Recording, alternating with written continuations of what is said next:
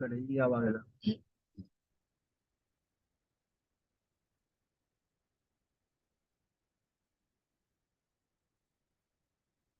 Phone भेटतो तो mobile बरोबर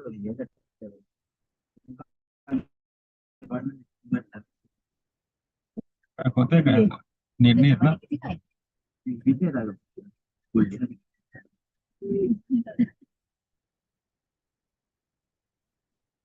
नीट येत नाही ना म्हणलं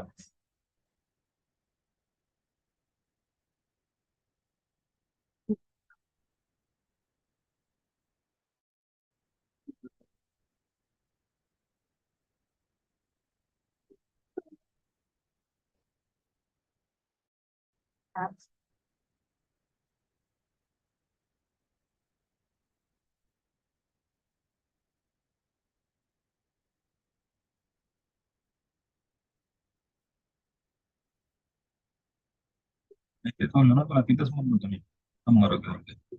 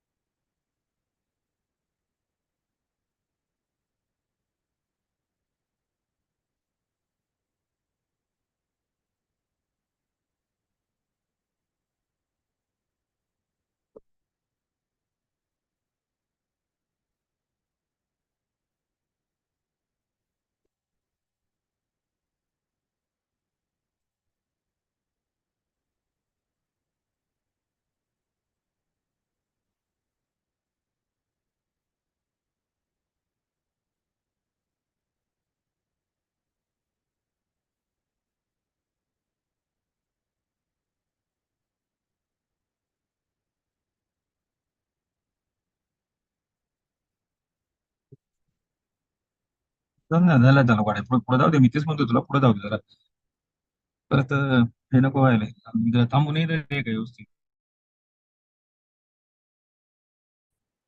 इथं पुढे नीट तरी असेल इथं नीट नाही राखत जा बघा इथं तिथं पुढे गेलं तर नीट तर राहील गावाच्या इथं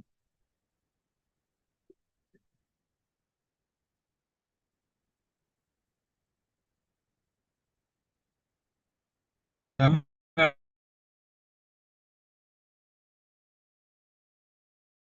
मॅडमला सांगायचं ना काय मला असं असं जरा तुम्ही करा म्हणून म्हणाले.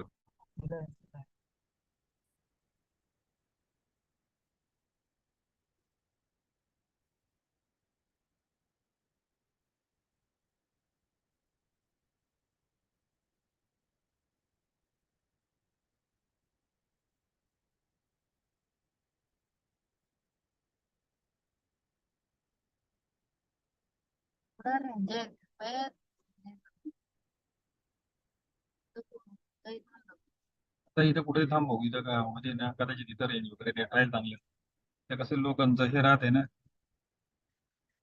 राहते तर राहते काही काही वेळेस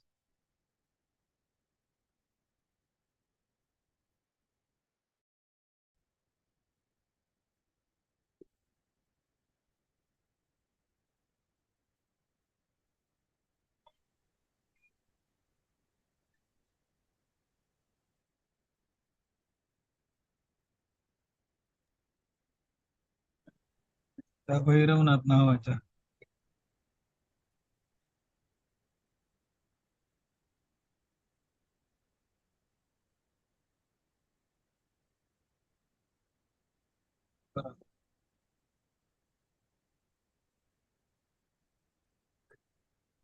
मी थोडंसं माझं सरकू काय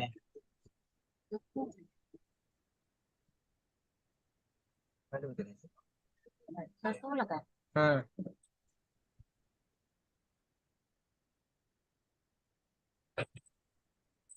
मग ते हे घे अजून काय काय?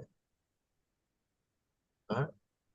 कशाला घ्यायला चल नेट नसेल तर मग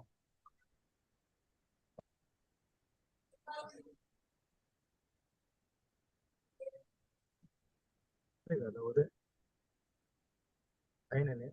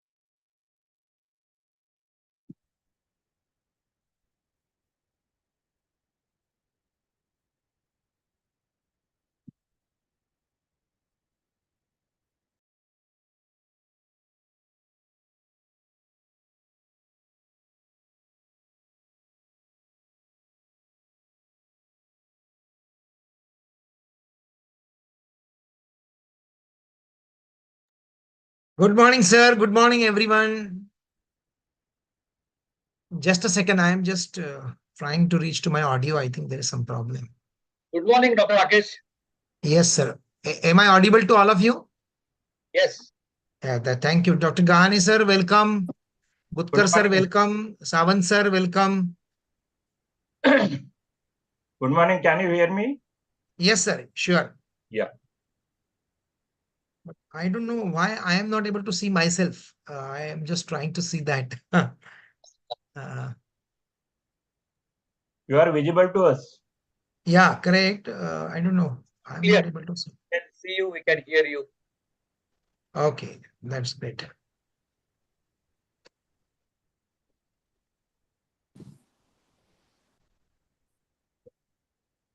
Hello, good morning, sir.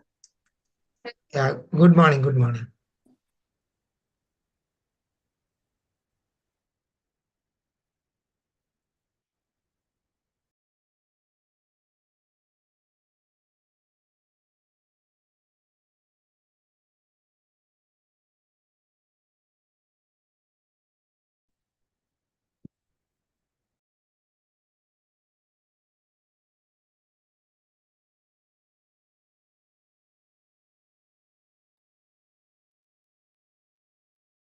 Sobhani sir, good morning.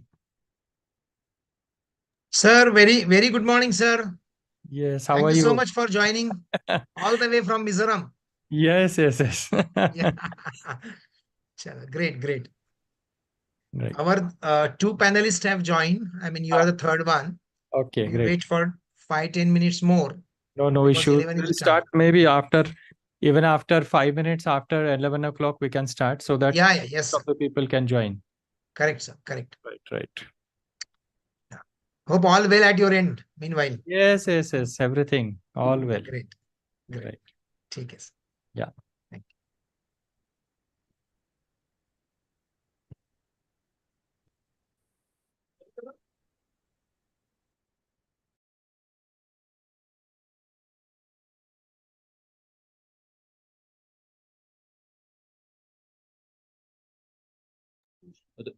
you.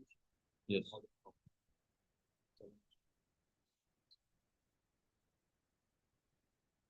Yes. Good morning, Somani sir.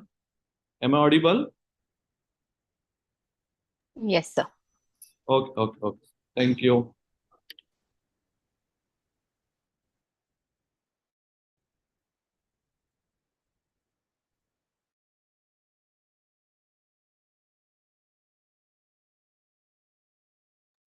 या अबू सर अपना यूट्यूब लिंक वगैरह I mean somebody Sneha madam you are managing that right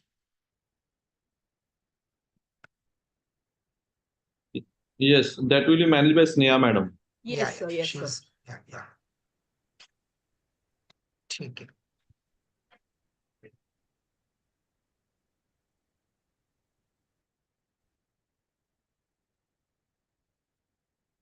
somebody has to make it live yeah, Dr. Vinod has put up the message.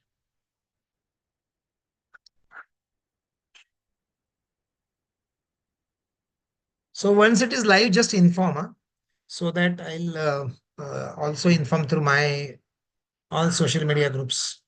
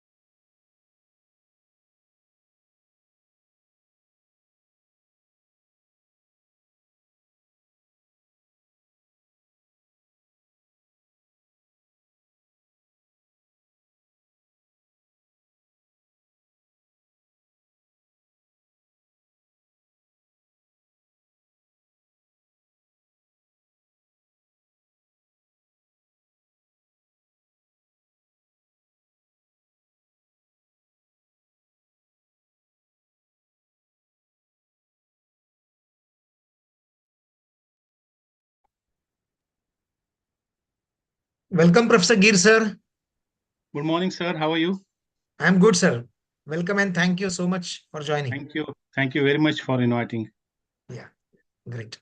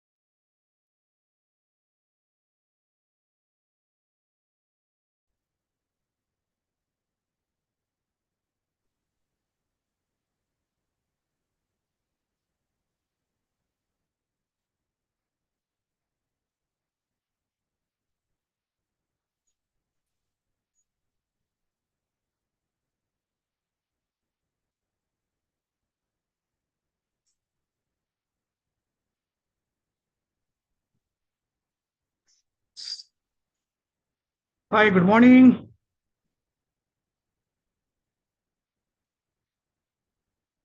Sir, you are on the mute. Sorry, good morning, good morning. Yeah, and Hi, just very fine. Good morning. 2 more minutes and then we'll start with the session.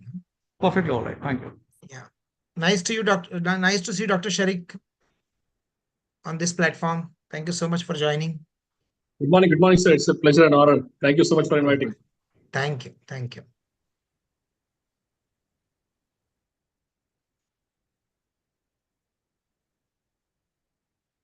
Sneha madam, admit the people, huh? Because they are waiting for a long time there. Please admit them. So, Dr. Rakesh, I think it's good to see many known faces on the screen now. Hello, Paliwal sir. Sheikh sir, yes, good morning. How are you? Yes, good morning. I'm doing good. How are you? Absolutely amazing. Thank you. Thank you. Thank you. Sunil Budkar sir, good morning. Namaskar. Good morning, Dr. Roshan. Good morning. Nice to see you. Yeah. Same here. Equally the great pleasure. Yes. Yes, sir. I'm doing that. Yes, sir. Sneha madam, admit the people, huh? Yes, yes, They're sir. waiting Yes, in the sir. waiting room. Please admit quickly. Yes, yes, sir. I'm observing them. Yeah. Hope entire our Karya Kaushalam team is there. Dr. Vishali, Abu sir, I'm seeing. Then who else is there? Vinod sir is also there. Yeah. Dr. Yeah, is there. Vinod sir is also there. Right. Correct. Great. I think 11:02. And then just 1 more minute. We'll start there. YouTube link is also active. I'm observing people are joining on the YouTube also. And a couple of more requests I have received for the YouTube, so I've sent them. Dr. Lahoti, welcome. Sir, good morning. Thank you, sir. Thank you.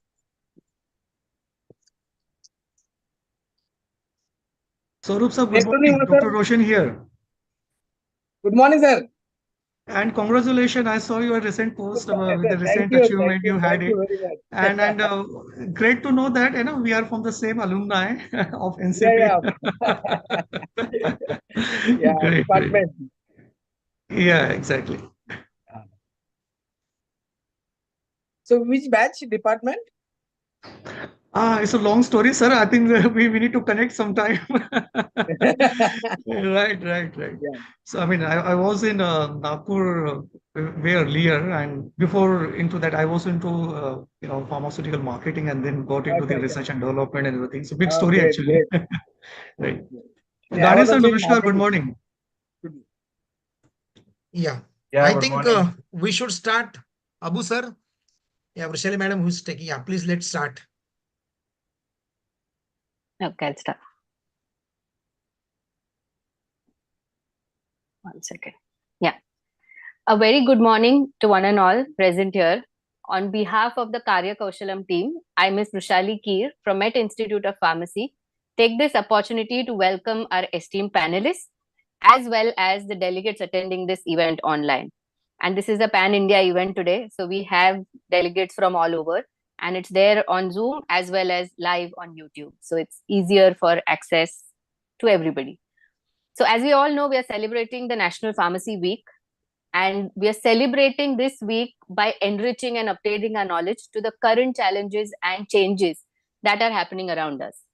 As we know, the pharmaceutical and the medical devices sector in India has shown impressive growth over the years.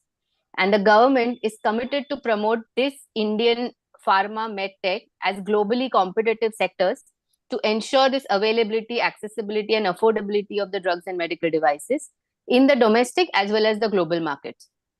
So one of the key policy measures to achieve this objective is to increase the attention in India to research and development and innovation.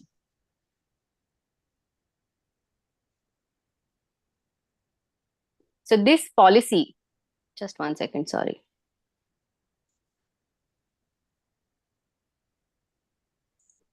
So this policy to catalyze the R&D and innovation in the pharma medtech sector in India is a commitment to encourage R&D in pharmaceuticals and medical devices and create an ecosystem for innovation for India. And this is going to happen through incubating an entrepreneurial environment and as envisaged as the Atmanirbhar Bharat that we want to do. So with this general understanding, let us move forward towards understanding this draft policy of National Policy on R&D and Innovation in the pharma medtech sector in India. Is there an echo? I am hearing an echo, sorry.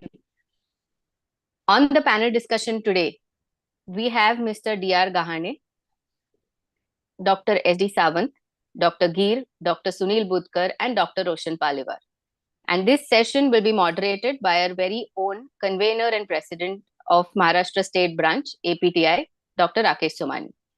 So now let me take this opportunity to introduce our empaneled dignitaries.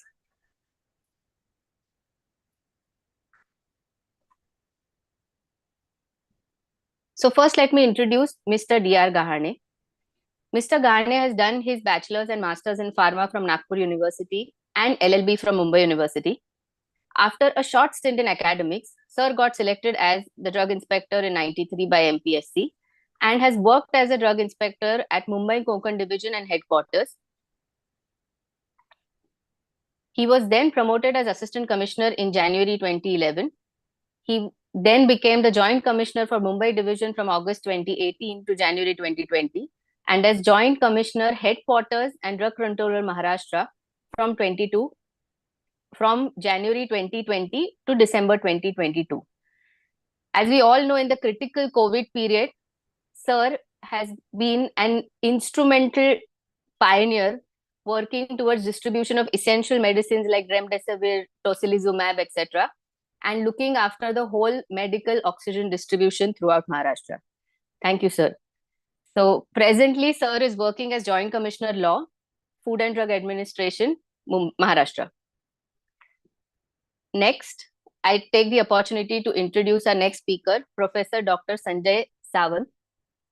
Sir is the Director, Regional Institute of Paramedical and Nursing Sciences, RIPANS, in Mizoram, and with effect from March 23, on leave from the original position of Principal, Sinhagad Technical Institute of Srimati Kashibai Nawale College of Pharmacy, Pune. Sir has a strong research background with funding from esteemed institutions, minor research grants, institutions like ICMR, as well as industry-sponsored consultancies. And he has been guiding students for master's and doctoral research throughout his career. He has a long list of awards, recognitions, and nominations to his credit. To name a few, he has been awarded the Best Principal Award of Savitribai Phule Pune University, the PD Sethi Memorial Annual National Award for Best Research Paper. Sir has published over 68 research articles and co-authored many textbooks and book chapters. He is also a NAC assessor, PCI inspector, and member on UGC, AICT, and university expert committees.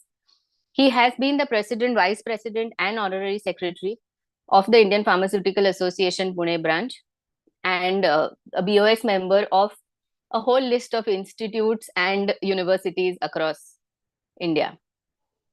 To introduce the next speakers, I invite my Karya Kaushalam team member, Mr. Abu Sufyan, for the next speakers. Okay, gratitude to you, Madam Rushali, for affording me the opportunity to present our next set of distinguished panelists today. As a member of APTI team Karya Kaushalam, I am privileged to introduce our esteemed panelist, Professor Gir Mohammad Ishaq. With 2 decades of devoted to teaching pharmacology at the University of Kashmir and currently serving as the director of the Center for Career Planning and Counseling, Professor Gir brings a wealth of experience. His significant contribution, including 51 research papers, 42 conference presentations, and 5 Best Paper Awards, reflects his impact beyond the academia. Noteworthy appointment by the ICMR and NPPA of India further underline his national influence. A warm welcome to Professor Gir Mohammad Ishaq. Moving forward, it is my pleasure to introduce our next panelist, Dr. Sunil Budkar. A seasoned professional, he currently serves as a senior consultant for quality management and compliance in pharmaceutical consultancy spanning the USA, UK, and India. With over 40 years of experience, Dr. Budkar specialized in quality assurance, regulatory affairs, and GMP, GCP audits in pharmaceuticals and clinical research. His expertise in designing and implementing robust quality assurance process has led to successful inspection by global regulatory agencies. Dr. Budkar continued contribution to the academia as a board of studies member and visiting faculty in Navi Mumbai is commendable. A heartily welcome to Dr. Sunil Budkar, sir. Now let us introduce a luminary in the medical, healthcare and pharmaceuticals, Dr. Roshan Palewar, with 4 honorary doctorate PhD degrees and over 25 distinguished qualifications. He stands out as a proven leader in prestigious pharmaceutical giants like Merck and Novartis. Currently, he serves as the CEO of multiple health-focused organizations, including Doc Roche Global Solution, Doc Roche Health Private Limited, and Kangi Oxygen Hydroplus Health. Dr. Palewal global impact in the areas such as oncology, anti-diabetics, and antiviral is complemented by the numerous awards, including the Bharatiya Ratna Award and Lifetime Achievement Award. A warm welcome to Dr. Roshan Palewar, sir. Our panelists today are highly distinguished. Welcome, sir. Our panelists today are highly distinguished, and while their introduction are extensive, we have condensed them to respect the constraint of the time. We appreciate your understanding if any crucial detail have been missed. Going forward, to moderate today's panel discussion, we are honored to have Dr. Rakesh Somani, our esteemed mentor and guide, serving as the president of APTI Maharashtra State Branch and holding the position of principal at DY Patil University School of Pharmacy in Navi Mumbai. Now, I kindly request Dr. Somani sir to assume control of the screen and take further proceeding of this session. It is over to you, sir. Yeah, thank you, Mr. Abu Sufyan Sheikh, as well as Dr. Vushali Gir for starting the session, taking initiative into this activity. Let me thank on behalf of the entire team of APTI Maharashtra, our esteemed panelists. We have really a great mix of the panelists today. You know, 2 from academia. We have Dr. Sawant all the way from Mizoram and Dr. Professor Gir all the way from Kashmir, University of Kashmir. 2 esteemed people from the industry, that is Dr. Sunil Budkar and Dr. Roshan Palewal. One is young and dynamic, and one is a seasoned experienced leader into the field of pharmaceutical technology. And in between this esteemed panelists, we have our regulator, because regulator is very, very important for everything. So we have Dr. D.R. Gahane sir. Let me thank all of you for sparing your valuable time from this busy schedule and joining this event today. On behalf of APTI Maharashtra, I thank you, and also my personal thanks to you. Quickly to start with, because our 2 esteemed panelists have their another commitments also. With that, I will the session will go like this, that I'll start with an academia, one question, thought process we will start with, and then after the academia we'll go to industry, and then finally to the regulator, and then the discussion will we will take it forward. So as you know, and in the preamble also in the discussion it was told that this policy is typically for promoting the Atmanirbhar Bharat, the self-reliance by the Honorable Prime Minister. So the Minister of Health and Family Welfare, Shri Mansukh Bhai Mandaviya ji, inaugurated this policy and focused particularly on the Amrutkal 2047 vision of the country. So in his inaugural speech, the Mandaviya ji said that we want to convert this cost-based economy or cost-based system to value-based and innovation-based industry.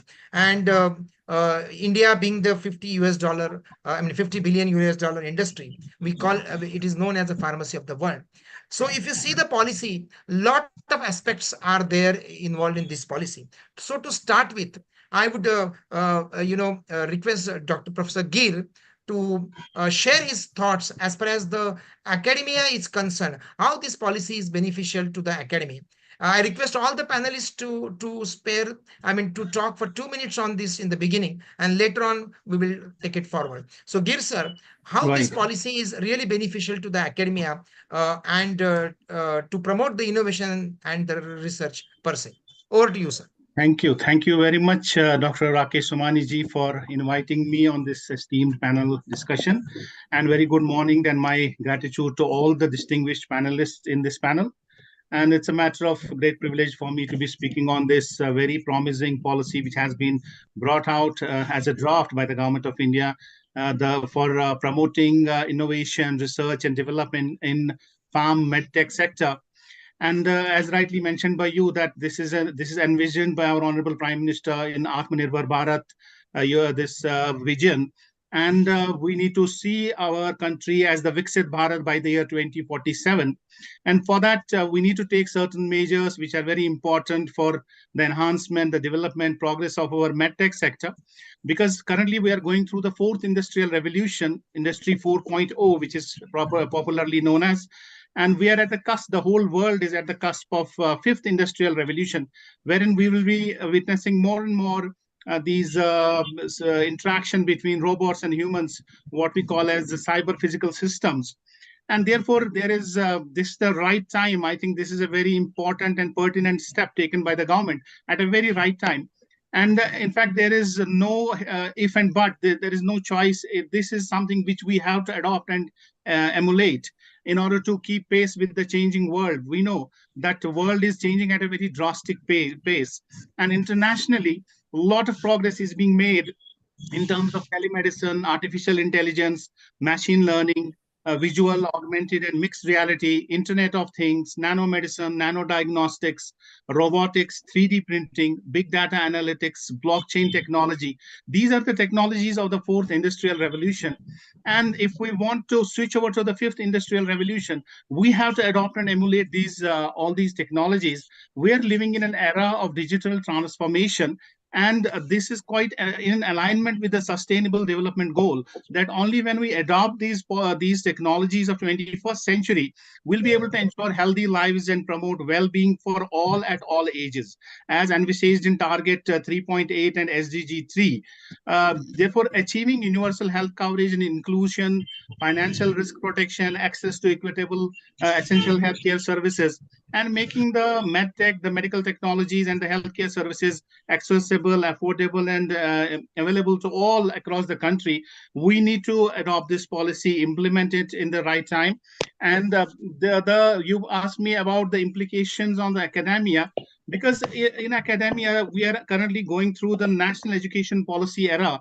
And national education policy already envisages to adopt innovation, incubation, entrepreneurship development in all sectors, particularly in education sector and in health sector. So our research will needs to shift towards these innovations. Our entrepreneurship priorities, startup culture needs to develop, so that we can contribute our bit. Our students passing out from the academic institutions could contribute their bit towards this innovation. Because when we look at the digital transformation across the globe, the world is changing at a drastic pace, and we are switching to smart hospitals, smart healthcare systems. Actually, this progress has been divided into 7 phases. And if we see, our country is at present in stage 2 of this process, actually in 8 phases, from phase 0 to phase 7. There are 8 phases in total, and India is currently in phase 2. While as there are countries like Singapore, South Africa, this Korea, and USA, which are in phase 5 and phase 6, but none of the countries has touched phase 7 as yet. But we need to, if we continue to do these innovations and progress at the right pace, we'll switch over to say phase 4. It is predicted and estimated that we'll switch over to phase 4 in 2025. So in order to keep pace, otherwise we will be left behind. We will not be able to compete in the global job markets, in the global industrial sectors. In order to have smart hospitals, smart healthcare, and digital transformation at the right time, this is what we need to do. That is, we need to have more and more private sector investments in technology. We need to develop an ecosystem which promotes and supports these innovations. And we need to have a regulatory framework wherein there is, which is making it compliance burden is decreased, workflow automation is increased, and there is less ease of doing business. So this is what, in my opinion, is the academia needs to support through research, through innovations, through startup culture. The curriculum needs to be updated, and we need to teach our students all these things in our classroom settings, so that they can become industry ready, so that they can contribute towards innovations, and they can adopt the provisions of this policy in due course of time. Thank you. Thank you, sir. Thank you. Moving to Dr. Sawant, sir. Your opening remarks on this policy, particularly focusing on how this policy is going to be useful, because as Dr. Geer said, India is in the second, at point 2 in the innovation rank. So your take on it, sir. Yeah. Saman, sir. Thank you. I hope I'm audible enough. Yeah. Thank you so much, Dr. Somani, for inviting me to be part of these panel discussions. Second, thank you. I think probably the first time APTI Maharashtra has come out with such kind of a deliberations on the national policy on innovation, particularly in pharmaceuticals. And this is good, very good initiative. I hope the academia makes the best use of this, deliberate it, and then try to inculcate a certain habits, certain ethics, and then take the right direction, and then do it for best of their students. I think Professor Geer has made my job easy after giving his first initial remarks. I would say, see, we all know that Indian pharma industry is the third largest industry in the world in terms of volume. And currently it is around 4.1 lakh crore and poised to become around 10 lakh crore by end of this decade. And around 40% of the business, the revenue is expected to come from the innovative products. When 40% of business is going to revenue come from innovative products, I think we need to focus on all such innovations where the innovative products are going to come. As rightly mentioned by Professor Geer, there are a lot of innovations which are AI and ML based, and a lot of products from biosimilars, new biological entities, biologics are expected to be there. So when this is going to happen, our regulatory framework needs to be strengthened so that the processes are streamlined, approvals are facilitated, their approval times is reduced, and an entire ecosystem in the country for the innovation and research further achieves the greater heights. Of course, the innovation ecosystem is being strengthened for last 4 or 5 years through the Atal Innovation Mission, through Atal Tinkering Labs at the school level, at college level. The IIC's activities are being conducted, and then students are being prepared to and create some innovation ecosystem at least awareness level, and lot of strengthening for the incubation centers, for the existing incubation centers, or setting up the new incubation centers. I think things are moving ahead. However, looking into the large workforce, particularly the students in pharmacy institutes which are being studying, and the vis-a-vis the number of students coming out for the innovation and research, I think we need to improve a picture. And therefore, this policy should be made best use by the academic institutions, wherein if we particularly talk about the pharmacy institutes, 90% of the institutes are all self-financing, where there are a lot of challenges also. But we need to gear up so that we'll be able to tap this potential. Otherwise, the opportunities will be taken up by others, and we would just go on saying that there are no jobs for the pharmacy graduates or postgraduates. This should not happen, and therefore, especially the academia needs to gear up in light of this policy. The policy has come at very right time when we are talking about not only make in India, we are talking about innovate in India. And when it is innovate in India, I think every one of us has to involve into it and make best use of this policy.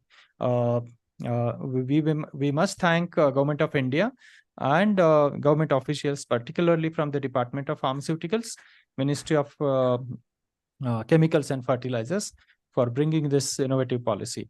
I think these are, my initial remarks are good enough, to take up the further discussions to my other esteemed panelists. Thank you so much. Thank you, sir, for those thoughts. Innovate in India. That is what sir has said. So I go to Dr. Butkar. You are one of the, leading consultants and a very senior person from the industry. Sir, how do you look into this policy? How is this going to benefit to the industries per se? Please, your remarks. You are mute, sir. Butkar, sir, you are mute. Sorry, yeah. Very good morning to all of you. And many thanks to Dr. Somani for incorporating and considering my name in this panel discussions. I am very happy so that I can share my experiences. I can share my thoughts towards this national policy on innovation and R&D. It's a very right time. Our respected Prime Minister, Mr. Narendra Modi ji, has taken this very brave step to have Atmanirbhar Bharat, Make in India, and Discover in India. These are the very right steps. And yes, we must struggle and we must achieve these steps, and we must be very successful in making our country Atmanirbhar. And in coming years, that is till 2047, maybe next 2023 years. But yes, a lot of things we have to do. A lot of gaps are there.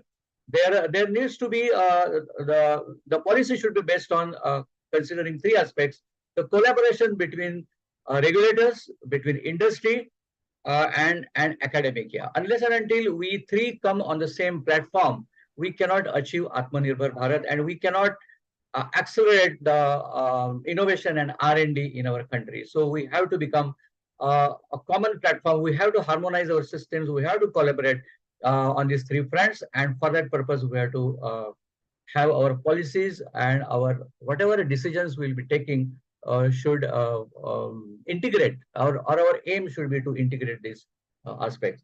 The second thing is as far as gaps are concerned, I find being a industry this thing professional, and I am working as a consultant, and I have worked in several pharma companies in my earlier tenure. I find a lot of gaps are there. Whatever is expected by the industry from academics, there are gaps. We should be able to fill up the gaps.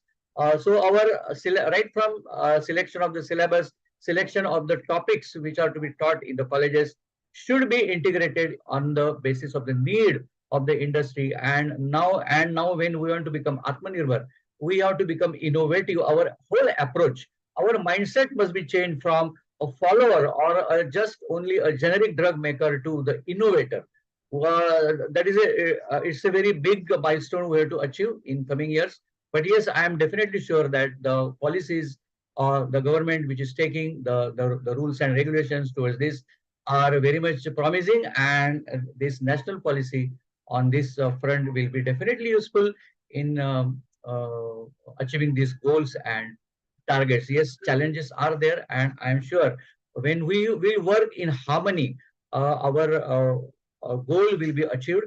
And for that purpose, some examples I can tell you.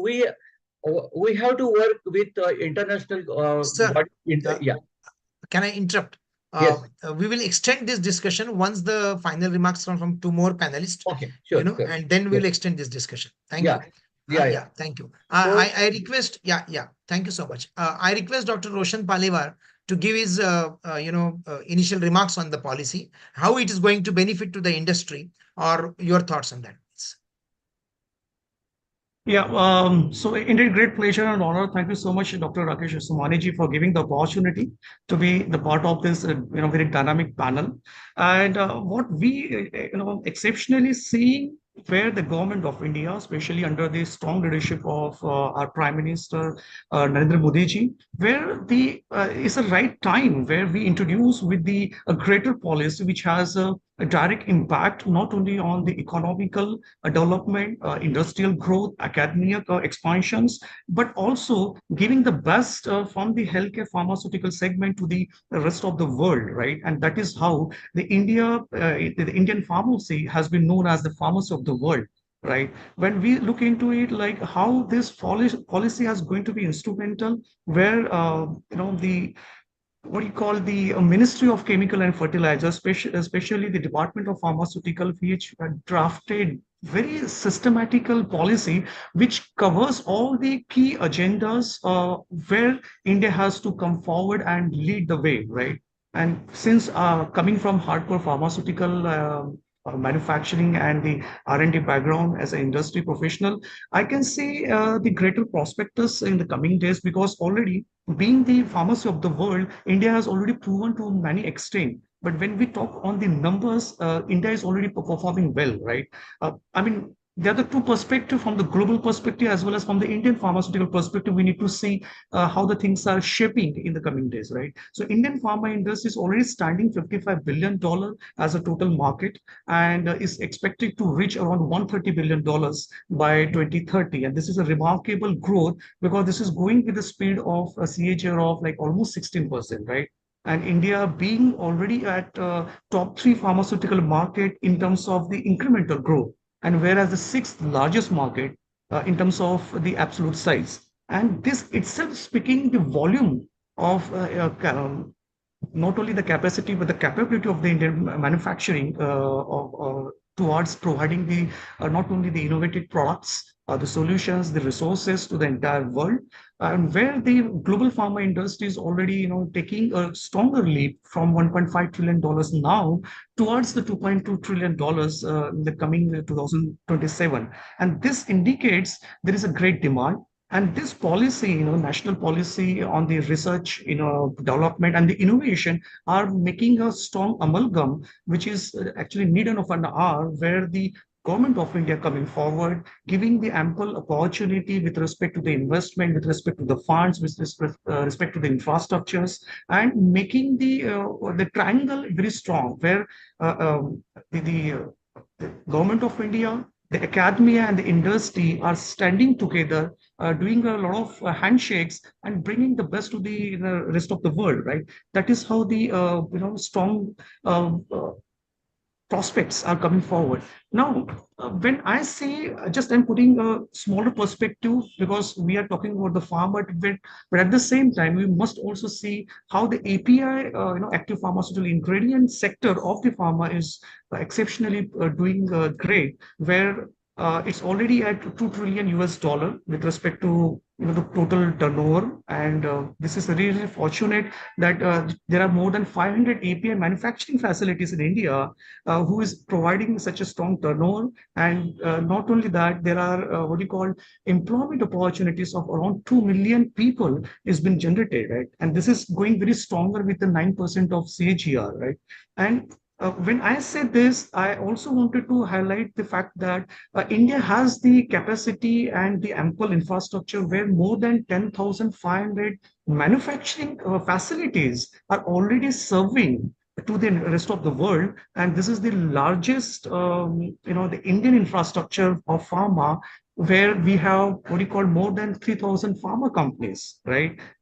Which is having the US FDA compliant processes in place. And this is giving the total export of around $25 billion, exporting to more than 200 countries. This indicates a very strong presence of resources that we have, the infrastructure that we have, and the handshake between the new policy, national policy, which giving the upper hand because government is also providing the incentivized production schemes and also giving the certain funds, which shapes the industry to better spend on the innovation. Because as of now, although there is a drastic size of investment with respect to R&D has already been increased. Earlier, it was around 9 to 10% of the total revenue used to spend on the innovation, but now more than 20% of their revenue is spending on the R&D and the innovation. That gives the upper hand that how keen the Indian pharma industry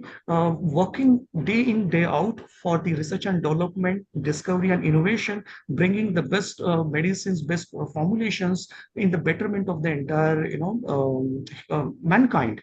That is the strong presence. Yeah, this is Thank you. a nutshell. Yeah, thank you, Dr. Roshan, for that elaborative thoughts on this. Moving to Mr. Gahani sir.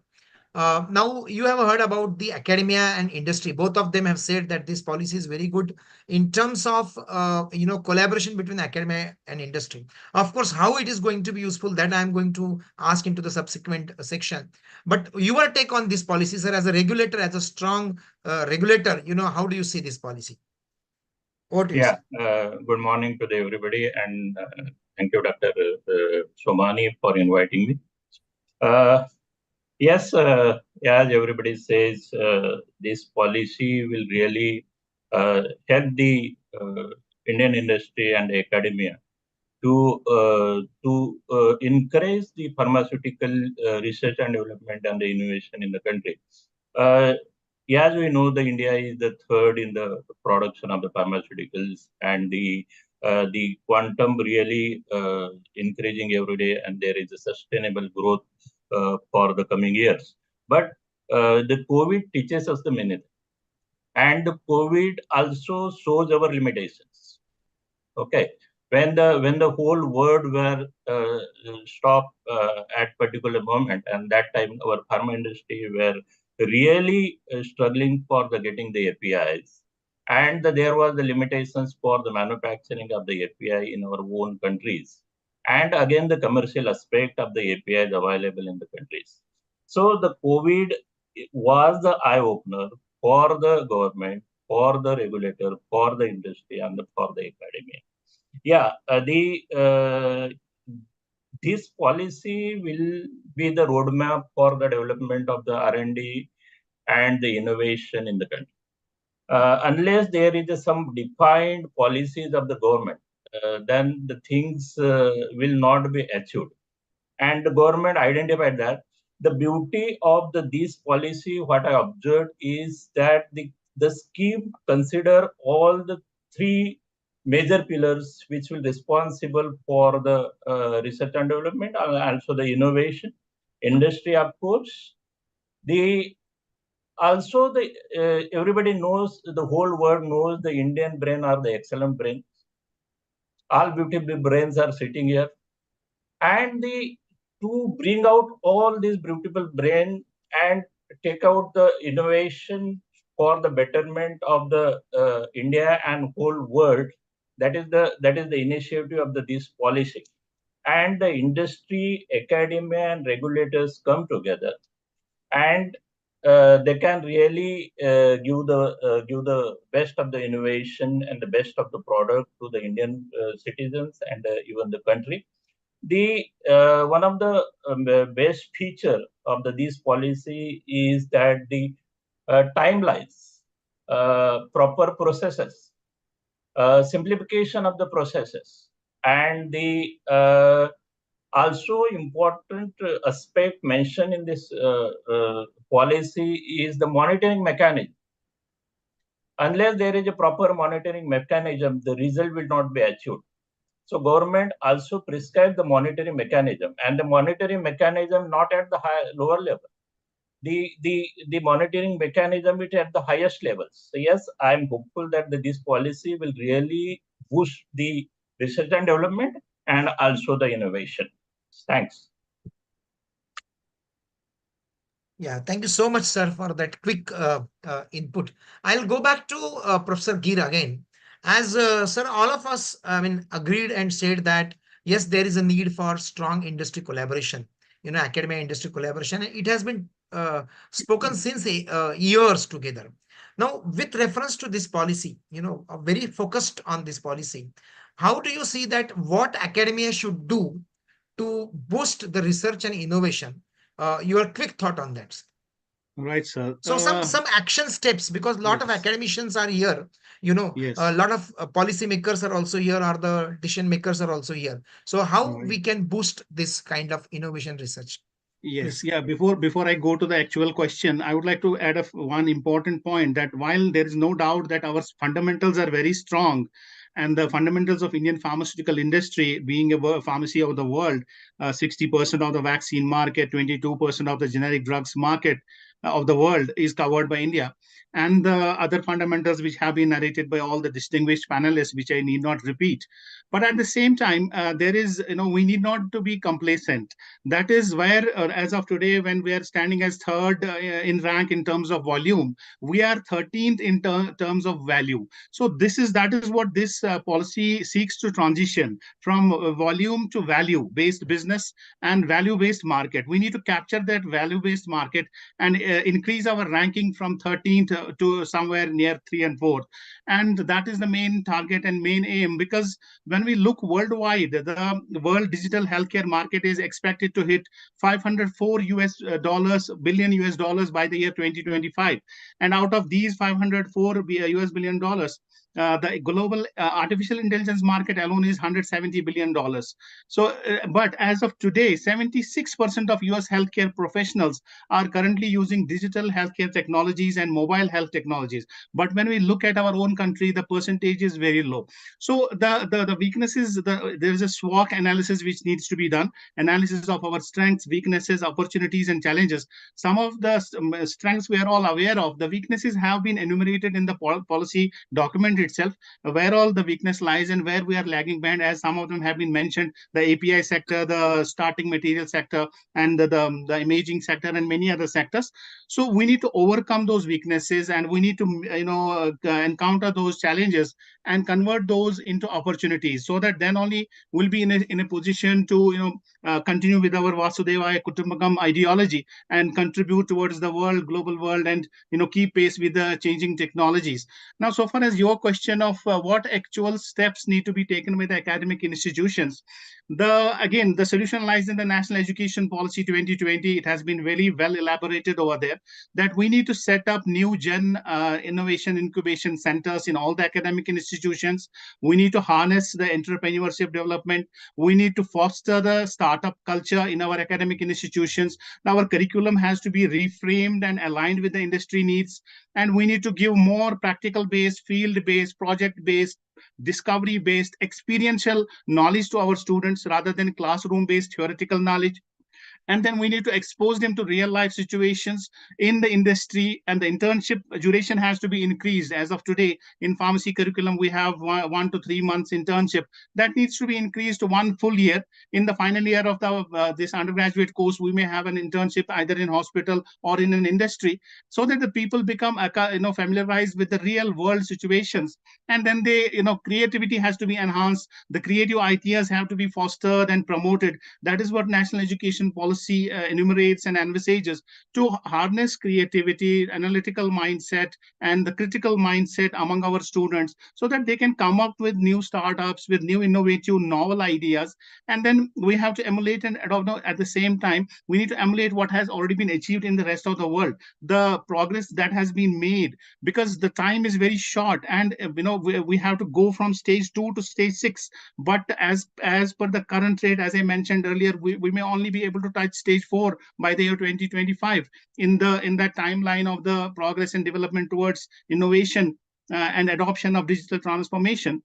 So we need to capture this global market of 7.6 billion of remote virtual care. This telemedicine, telepharmacy, as was mentioned by one of the distinguished panelists, after COVID-19, though we had an idea of what it is all about and how important it is, because more and more people, as I said, that 60% of the patients worldwide believe that virtual care is more convenient than in-person care. So what needs to be done to adopt this virtual care, virtual healthcare, remote healthcare? And we need to teach our students about this remote pharmacy, telepharmacy, bioelectric medicine. There are so many new areas coming up, the pharmacometrics and all, which we need to teach our students in our classrooms through research, through classroom teaching, through innovation, through startup cultures, so that they become industry ready and they can face up to these challenges, and they can take our country towards the goal of Viksit Bharat by the year 2047. That's my take on this. Yes, sir. Thank you. So as you mentioned, and I think in the initial remark, Dr. Sawant also focused on the same part about innovation.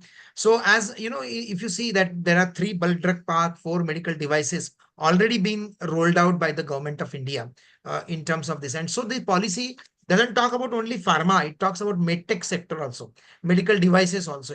So Professor Sawant, sir, I would like to ask you one thing. So Professor Gir mentioned about NEP, implementation of NEP, and I think that is going to be in line with this particular policy. My question to you is that now Pharmacy Council, if you see the syllabi across the country, it is more or less the same syllabi we are going to follow. And now the NEP is talking about customization also. So how this thing can be merged, so that we give the customized syllabus to our students in such a way that this innovation, entrepreneurship are disseminated into it, sir. Your thought on it, sir? Yeah, thank you. I think, there are certain advantages also of having the central syllabus of the PCI, and there are few disadvantages could be. However, like many institutions like Indian Medical Council do have their same syllabi, and PCA has got also same syllabi.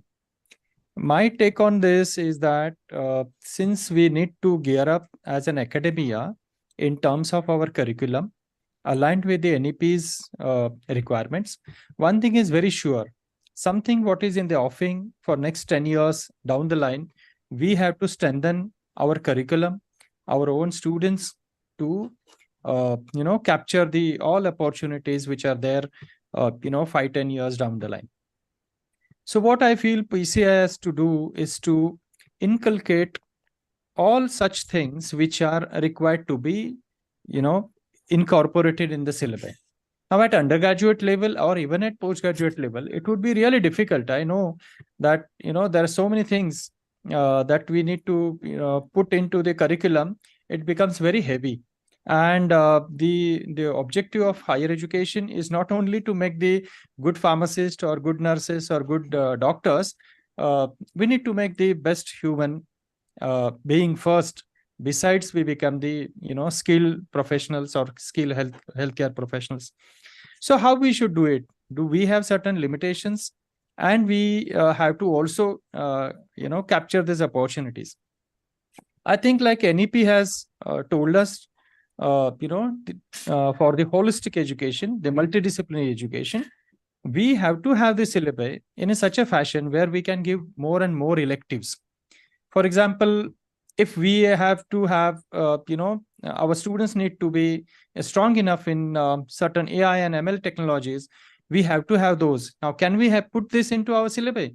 I think then it would be all engineering, pharmacy, medical, everything is not possible. So if we could give electives, say maybe if our teachers are not capable enough to teach those subjects, I understand how come pharmacy teachers would be able to, teach the AI and ML based curriculum for innovations. So what I personally feel is that there are Swayam and NPTEL portals on which we have so many MOOCs. So all such MOOCs programs we can be kept as an elective. There could be a long list of electives so that students get an opportunity to select what best suits to them. Because someone would be interested in the research innovation, someone may not be. Few are interested in the sales, marketing, and other areas. So we had to give a big basket to them as an offering and let them select what they want. So a best use of NEP's offerings and the opportunities that we need to grab, I think we need to strengthen our curriculum in that fashion. Like PharmD program is for community pharmacy or clinical pharmacy. I think our undergraduate program, BPharm and MPharm programs should be strengthened enough to prepare to prepare for the industrial, the opportunities available in the pharmaceutical industry and profession. So our focus has to be little more industry, not this I would strongly say on this platform, because I have seen the syllabi. Our strong curriculum, like of Mumbai universities and Pune University syllabi, the university, Bangalore University syllabi, had been, greatly recognized across the world by the many universities in the US also in the past. However, the current syllabi of BPharm of our PCI syllabi is little diluted, I would say. That doesn't make students very strong. And therefore, time has come. I'm sure, I think PCI has already constituted committees for revision of the syllabi. Next thing, from academic institute, what we need to do, which I feel is that we largely, fail to identify the problems. Idea generation.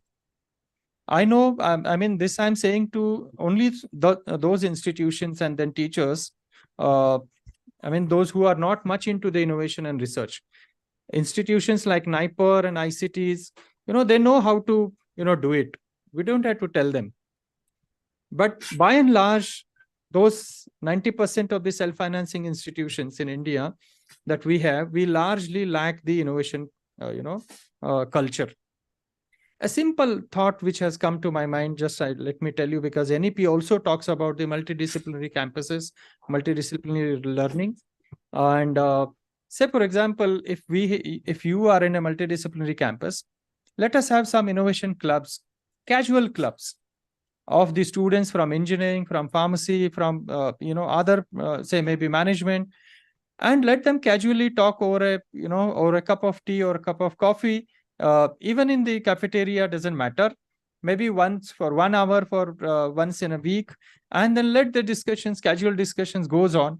That will help, and let one of the teacher initiate it, and then like-minded students come together. Let for 6 months go. Doesn't matter even if single idea doesn't generate.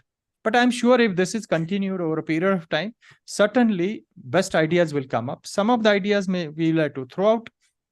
Some of our ideas we can really grow in. And that is how slowly we would be able to identify, not only identify the problems within a multi-disciplinary culture, but we would be able to find out what could be the multidisciplinary ways to find out the solutions for such problems. And then probably this thought process will help us identify, the good innovators, and see the government and the universities and the entire ecosystem is there to help every innovator. But innovators have to come first.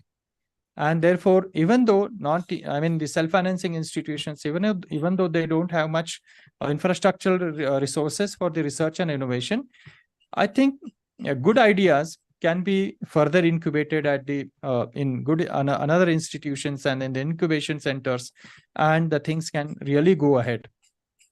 At institution level, at a smaller level, I think we need to do all this.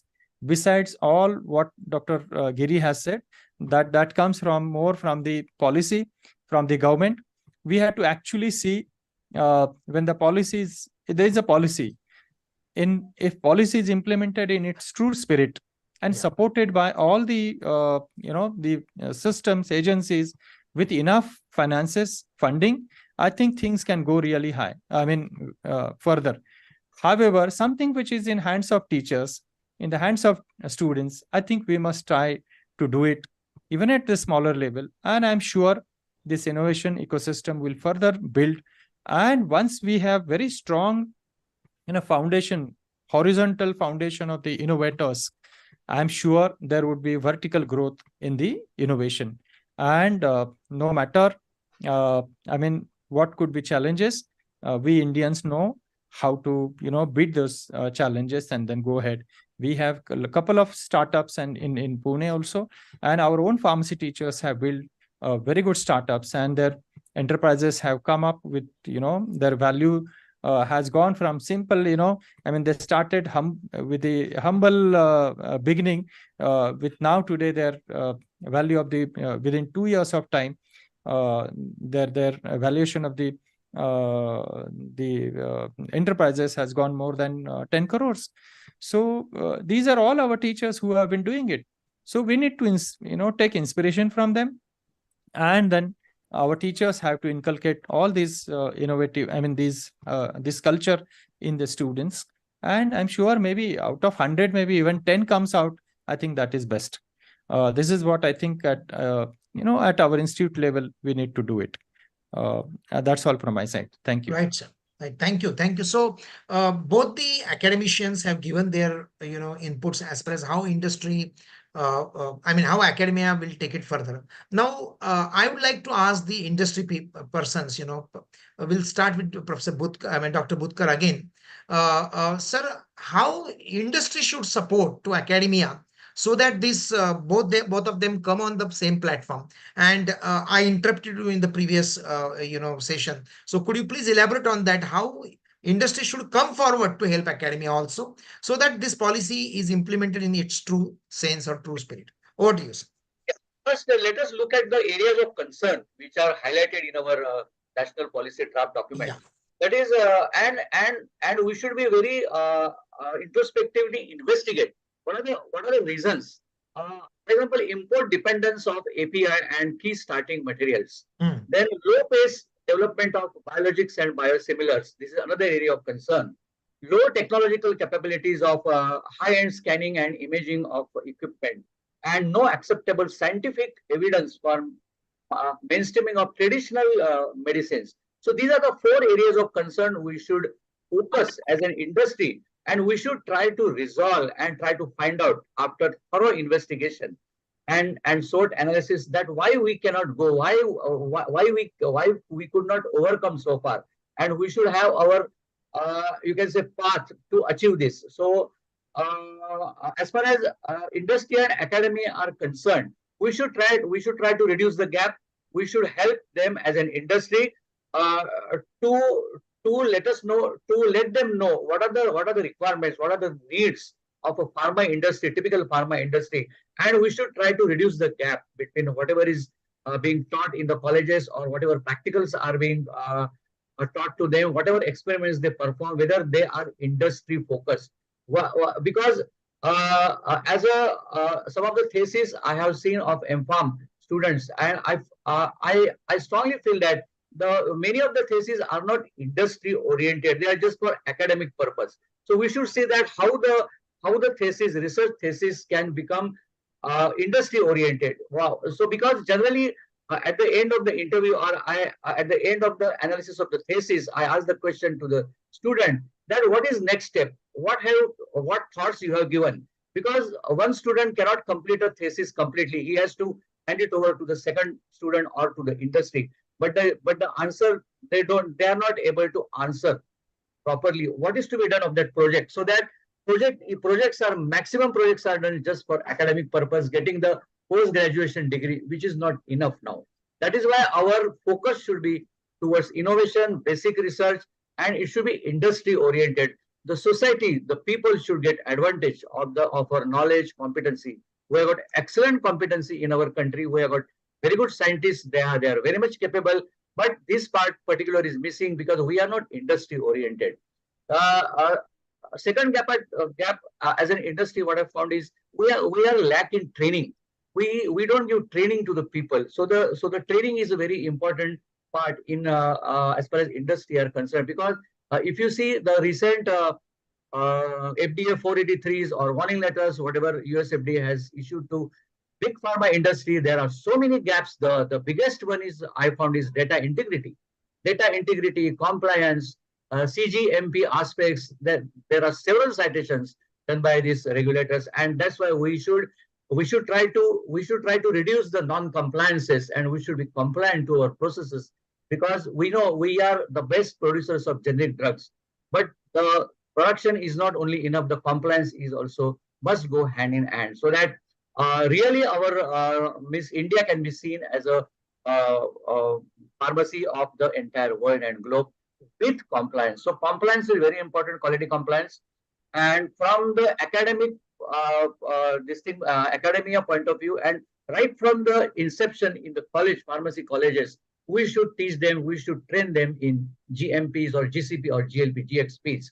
What are the good documentation practices, good clinical practices, good manufacturing practices? So that is the we can say culture we can build in the students, so that industry will get advantage of this particular situation to develop the new drugs and to have that innovation. Then, as far as regulators are concerned, as an industry, we can help them in developing the guidelines. We are still so many guidelines are missing from our regulatory point of view. So we should we should develop regulatory guidelines for industry, and for that industry can collaborate with regulators, and they can work in the same on the same platform to understand the need of each other, compliance and what are the requirements to achieve the compliance by the industry. And that is why regulatory guidelines are very much required. Training centers are required. Even the drug inspectors and the staff working in the regulatory offices and institutions need to be trained on the requirements of developing the product, or what are the regulations required to achieve the compliance and to achieve, so that we can minimize the timelines required to for the approval. Because the more the non-compliance we find, more the time will be taken by regulators to approve the product or to approve the that particular dossier. So this timeline we can reduce by proper training, giving the guidance to the industry, developing lot many guidelines on regulations and processes, so that we can achieve the innovation in a you can say at a faster growth and faster rate. So as an industry, I think we can help both one side regulators and the other academia to bring them at a common platform so that we can work in harmony and we can achieve our target of Atmanirbhar India and our global presence or Vasudhaiva Kutumbakam, what we say, in a very shortest possible of time, that is till 2023. So these are my thoughts from industry point of view. Thank you so much. Thank you. Thank you, sir. Dr. Roshan, I'll ask you the similar question. How industry can help, in terms of the letters and spirit of these policies? One, and as Dr. Budkar also highlighted that there are a lot of platforms where industry-driven projects academia should take so that they become industry-oriented. There is always a tussle in our country about this industry and academia. But what are your thoughts that because and another question to this. So two questions. One is how industry can help, and second thought is what are the job opportunities have been created because of these policies, or you foresee that this kind of more job opportunity will be created because of implementation of this policy? Over to you. Absolutely great. I think very, very valid questions, Dr. Rakesh ji. And at the same time, I must compliment the way Dr. Budkar, Dr. Dahane, as well as Dr. Samant has given the flavors on the different perspective. One thing we need to also, see into the reality, right? Policies are there, right? Policy is governed for certain implementation. So from paper to reality, that has, the how the framework is systematically implemented and monitored, that is very important aspect in reality, right? Because industry actually look forward for having the collaborations not only from the regulators or the government of India, but also the academia and the private other service providers. So it's like a win-win situation for everybody. That is how the things shape the future actually, right? And to say that we are talking about the pharmaceutical industry and the complete market altogether, but at the same time, these policies are also taking an extra leap and then emphasizing on how the research development and the innovation could happen in the medical, the medtech sector, the medical devices sector at the same time, right? And to be very honest and transparent with everyone, this particular medical devices segment is very, what do you call, underprivileged as of now. In terms of providing the grants or providing the infras from the government itself is lacking as of now. But this policy has a promising future where it's indicating that let us focus and work on building these medical devices upfront. Now, since coming from the industry, I will talk on the numbers, which is very important to gauge where we are and how the things are moving forward in the coming days, right? So medical devices market, it's itself, it's very low from the Indian perspective, right? It's hardly having a $6 billion, as a value as of now, right? As a market, right? But going forward, maybe by 2028, it's about to be $9 billion, right? So there is a growth expected, but this growth is very nominal or very low when you compare to the global medical device market, right?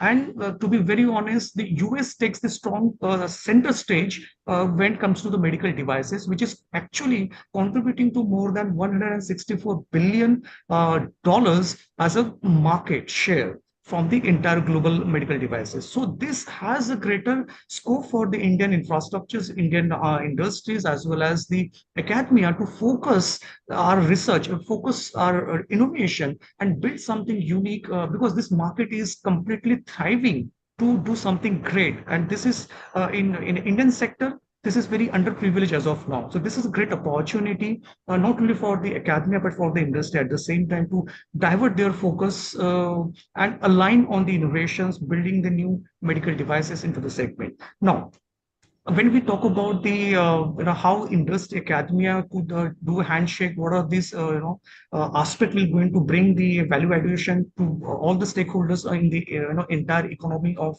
India. So there are the flavors, like, as we are talking about the pharma, we're talking about the medical devices, there is a healthcare technology space, which is another, booming area. And I think few of our panelists also highlighted about how the pandemic given the opportunity, right? So this healthcare segment, healthcare IT segment itself, it's a shining perspective, which is currently having almost 116 billions as a market as of now, but this is going rapidly to a 20, with a CAGR of 27%. So this is itself is a very strong, growth indicators for us, right?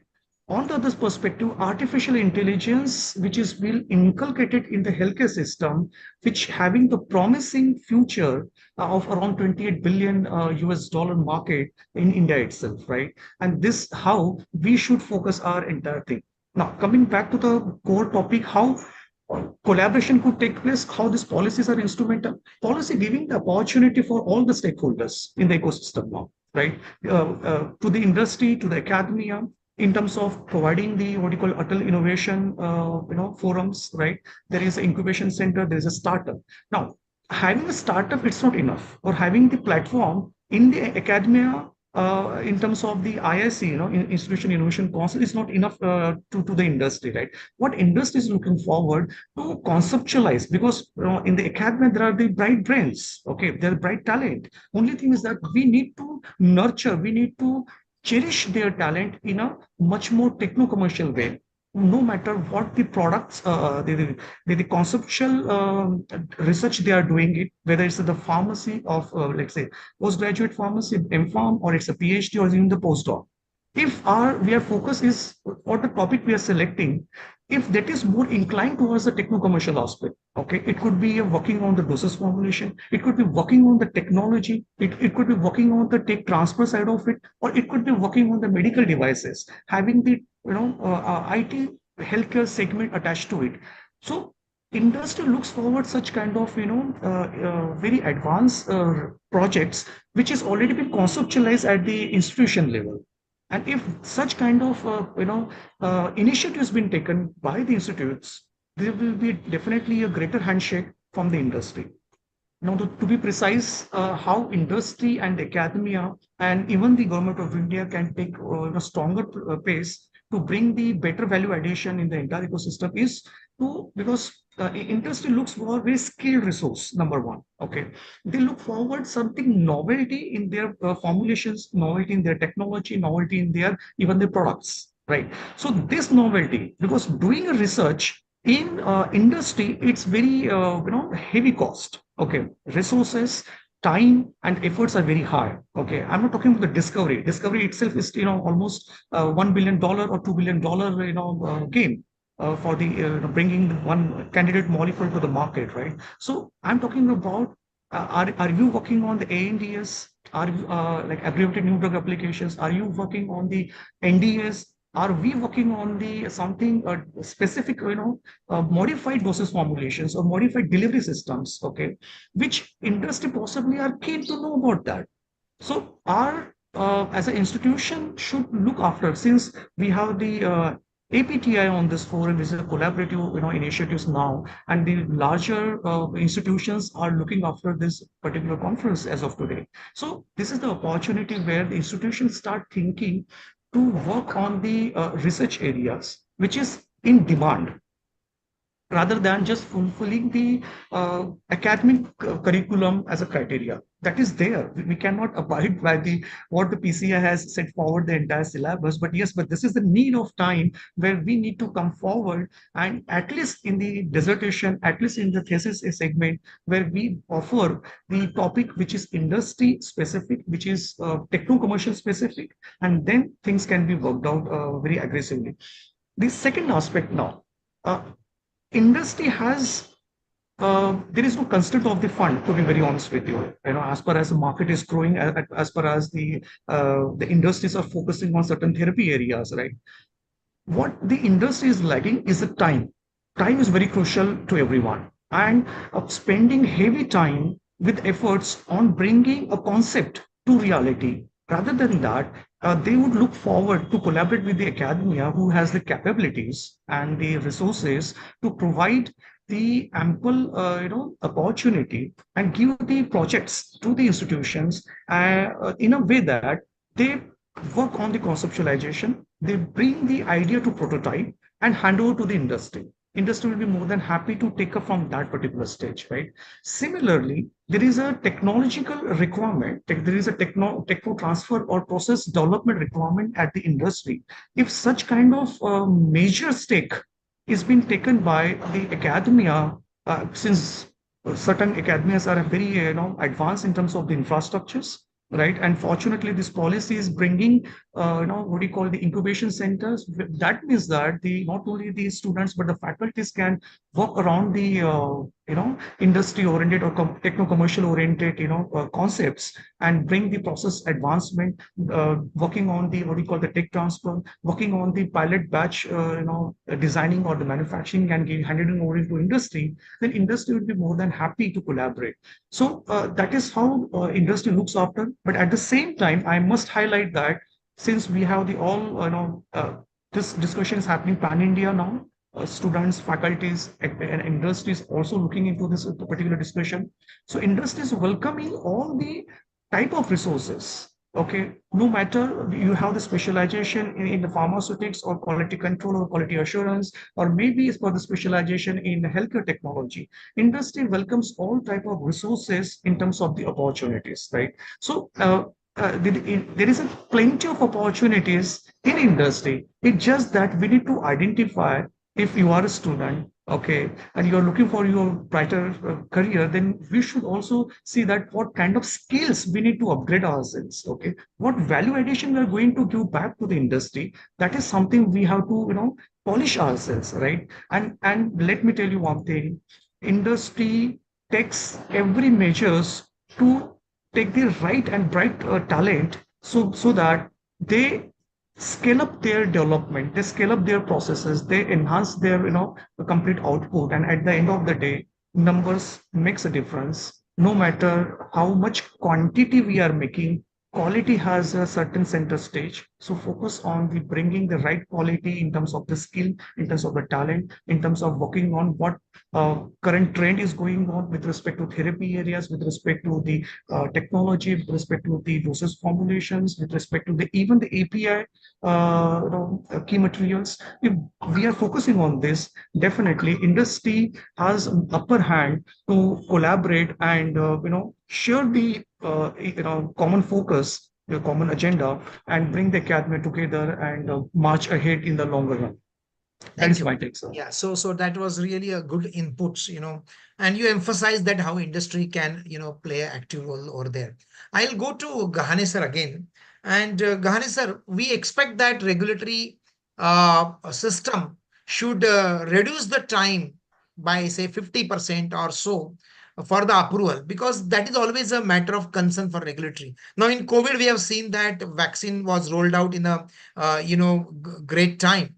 So as a regulator, when you see this policy, how do you see that this policy is helpful for reducing the approval time, or for that matter, active part of regulator? Please. Yeah. As the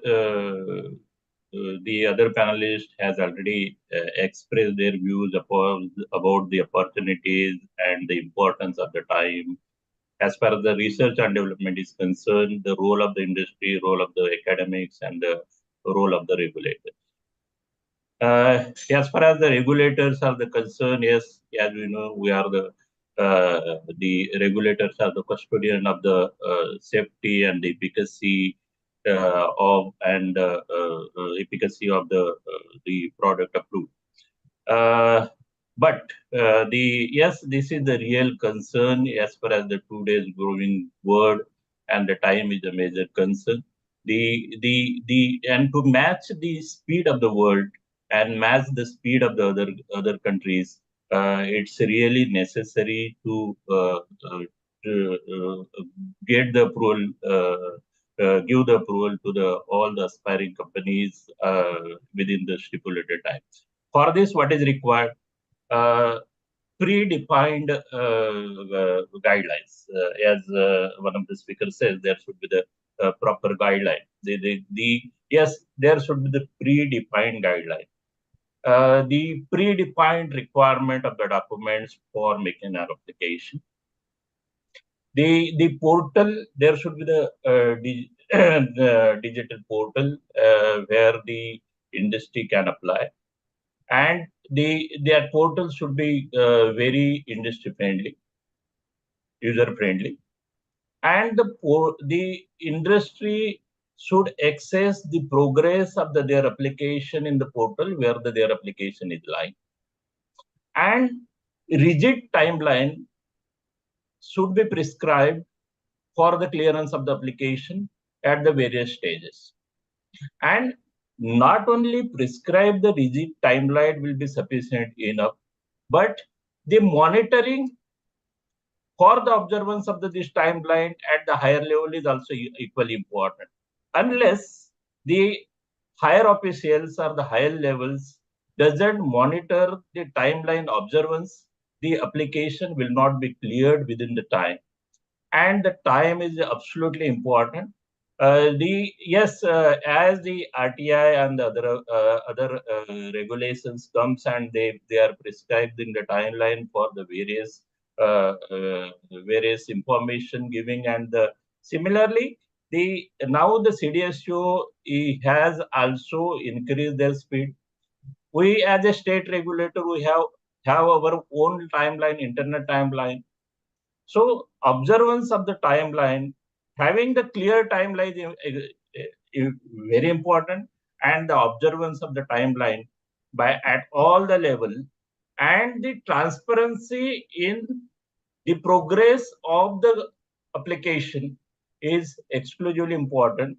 And with the change in the culture and the infrastructure and the digital platform, these things will definitely comes into existence, and the industry will really will be benefited with these efforts of and the government is really monitoring these issues at the regulators level. So yes, definitely the application, the timeline of the clearance of the application. But as the innovation and research and development, there are various agencies involved, and the collaboration of these agencies and bringing them into the single platform and making the single responsible higher ups, which will looks after and asking them the reasons why the applications are not clear at the stipulated time, that will be again extremely important in the future. But as these guideline is already stipulated these measures, and this will definitely happen, and the timeline, I will expect that not only 50%, but the timeline or the time taken for the clearance of the such application will become the 1/3 in the future. Thank you, Doctor. I mean, that's great input by the regulator himself, that yes, if systems are in place, the timeline can be certainly reduced to the great extent. We are Dr. Rakesh, yeah, please. I just wanted to give a complimentary point to what Dr. Ghani sir has highlighted. We certainly saw in the pandemic, especially how first of all we must appreciate the efforts taken by the regulators of our India, central as well as state. They came forward very at a fast track basis, where the approvals and the processes had got improvised very quickly in a better interest of the humankind, right? That is how the regulator has played a critical role onto that. We must also appreciate that now the Indian healthcare regulatory authorities are also at equal standards when it comes to the giving the product approvals. We used to say US FDA is the very strongest one, but now things have been changed drastically. The regulators are looking into the quality and all the compliances perspective, and they are very meticulous to give the right approval at the right time. Okay. Third thing, they have upgraded their IT infrastructures drastically in terms of, for example, in domestic perspective, there is a Sulabh portal. Okay, there are dashboards available there where the applicant, as an interest applicant, they can apply. They can see how the application is moving forward at every single stage, getting approved. Okay, there is a super admin access where the regulator can see, the super boss can see how the number of dossiers get filed and where they are stuck. So they can take all the measures in their hand, and this is how the digital transformation is happening in the regulatory infrastructure, right? This is actually a game changer in a way. to get the right approval at right time. And I'm sure in the coming days, this is going to be much more even faster coming forward. But at the same time, since there will be many applications, many dossiers, many filings, that means there is a quantum are going to increase in manifold. Okay, so how the quantum versus quality we manage at the IT infra of the regulatory, that is something everybody is looking forward to see. And we must see that the regulators are actually advancing in many ways to give the better solutions at affordable and at right time. As rightly said by the Ganesh sir, there is a stakeholders involved. They are monitoring every stage progress, and not only at the state level but the centrally as well. So that means that there is a proper governance, proper monitoring is in place, and this is going to be further brushed up, upgraded for the betterment of the entire system. Yeah, thank you. Thank you, Dr. Roshan. Dr. Rakesh, I will have a few words. Okay. Thank you, Dr. Roshan.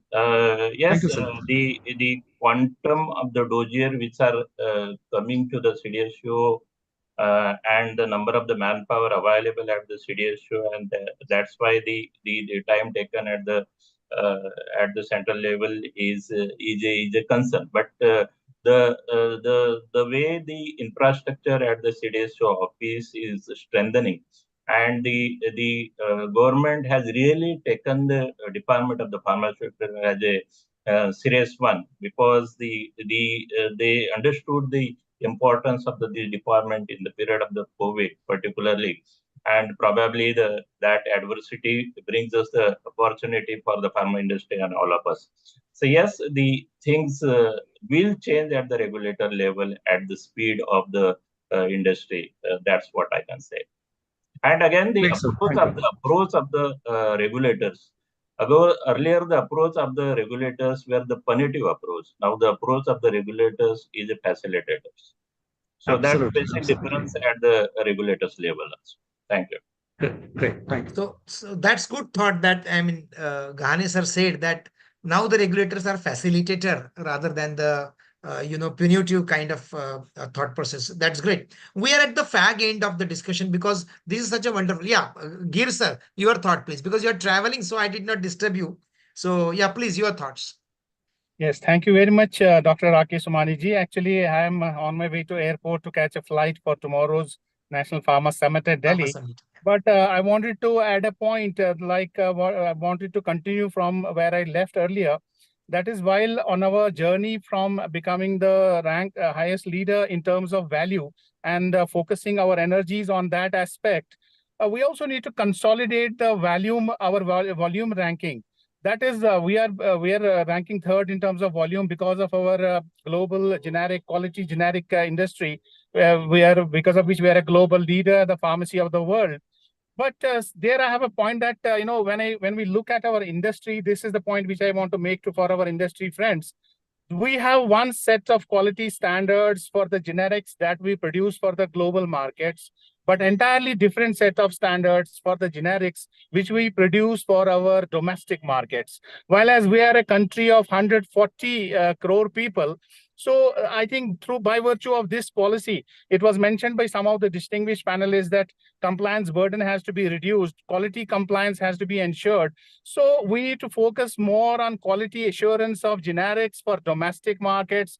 At least if we can't bring them completely at the same standards as that we maintain for the international markets, but at least somewhere near to that. And so that, the acceptance of generics within our domestic markets increases and we retain our leadership in the quality and the quantity-wise generics drug market. And because, as of today, still in many parts of our country, the acceptance of our generics is not that much. And the perception of the people about the quality of generics is not that good. So quality assurance systems need to be strengthened throughout the country, whether it's at the government level or at the private drug testing laboratory level. Already many steps have been taken. A lot of funds have been pumped by the government to upgrade the facilities at quality control laboratories.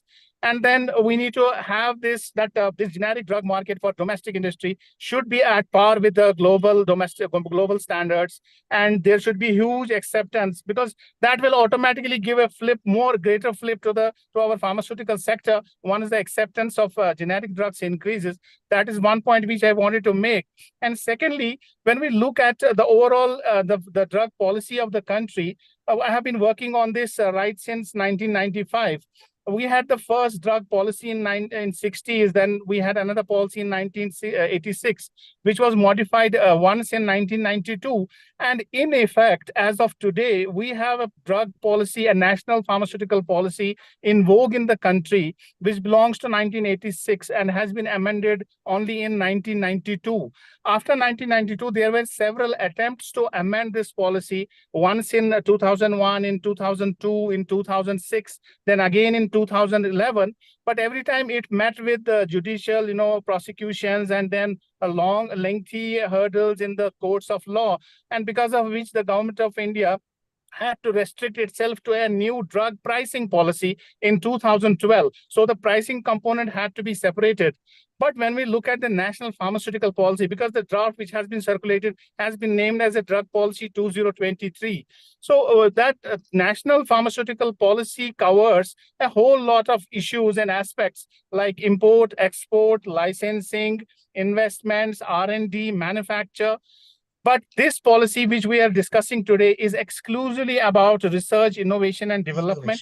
Innovation, yeah. So this should be named as such because a lot of energy has gone into it, a lot of thinking, and a lot of good points have come out of it. So this should be focusing only on research and development and innovation. It should not be called as a new national pharmaceutical policy, because then a whole lot of many other issues will have to be incorporated into it. So, but here the focus is very good, very pertinent on innovation, on research, on development. And when we reduce the compliance burden, there was a very interesting talk while I was traveling. I was listening to all the distinguished panelists. How the compliance burden could be. I think the government of India is now in a very serious mode to give a huge flip to the innovation sector, to adopt the technologies of the 21st century, to go for the digital transformation, to have smart healthcare, smart hospitals in years to come. And for that, the approval time has to be reduced. The requirements have to be reduced. The compliance burden has to be reduced. A real-time portal is already there, and this workflow automation has to be ensured.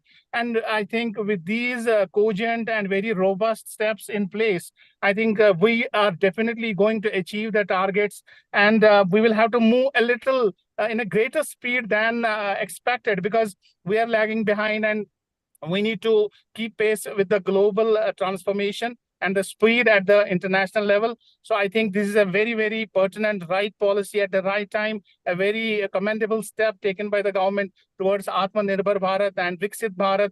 And all of us, whether we belong to our academia or industry or regulatory departments or any other department for that matter, we need to develop that startup culture, that entrepreneurship and innovation culture, and we need to contribute our bit in whatever little modest way we can towards successful implementation of this policy. These are my concluding thoughts on this. Many, many thanks to you for inviting me today on this panel discussion.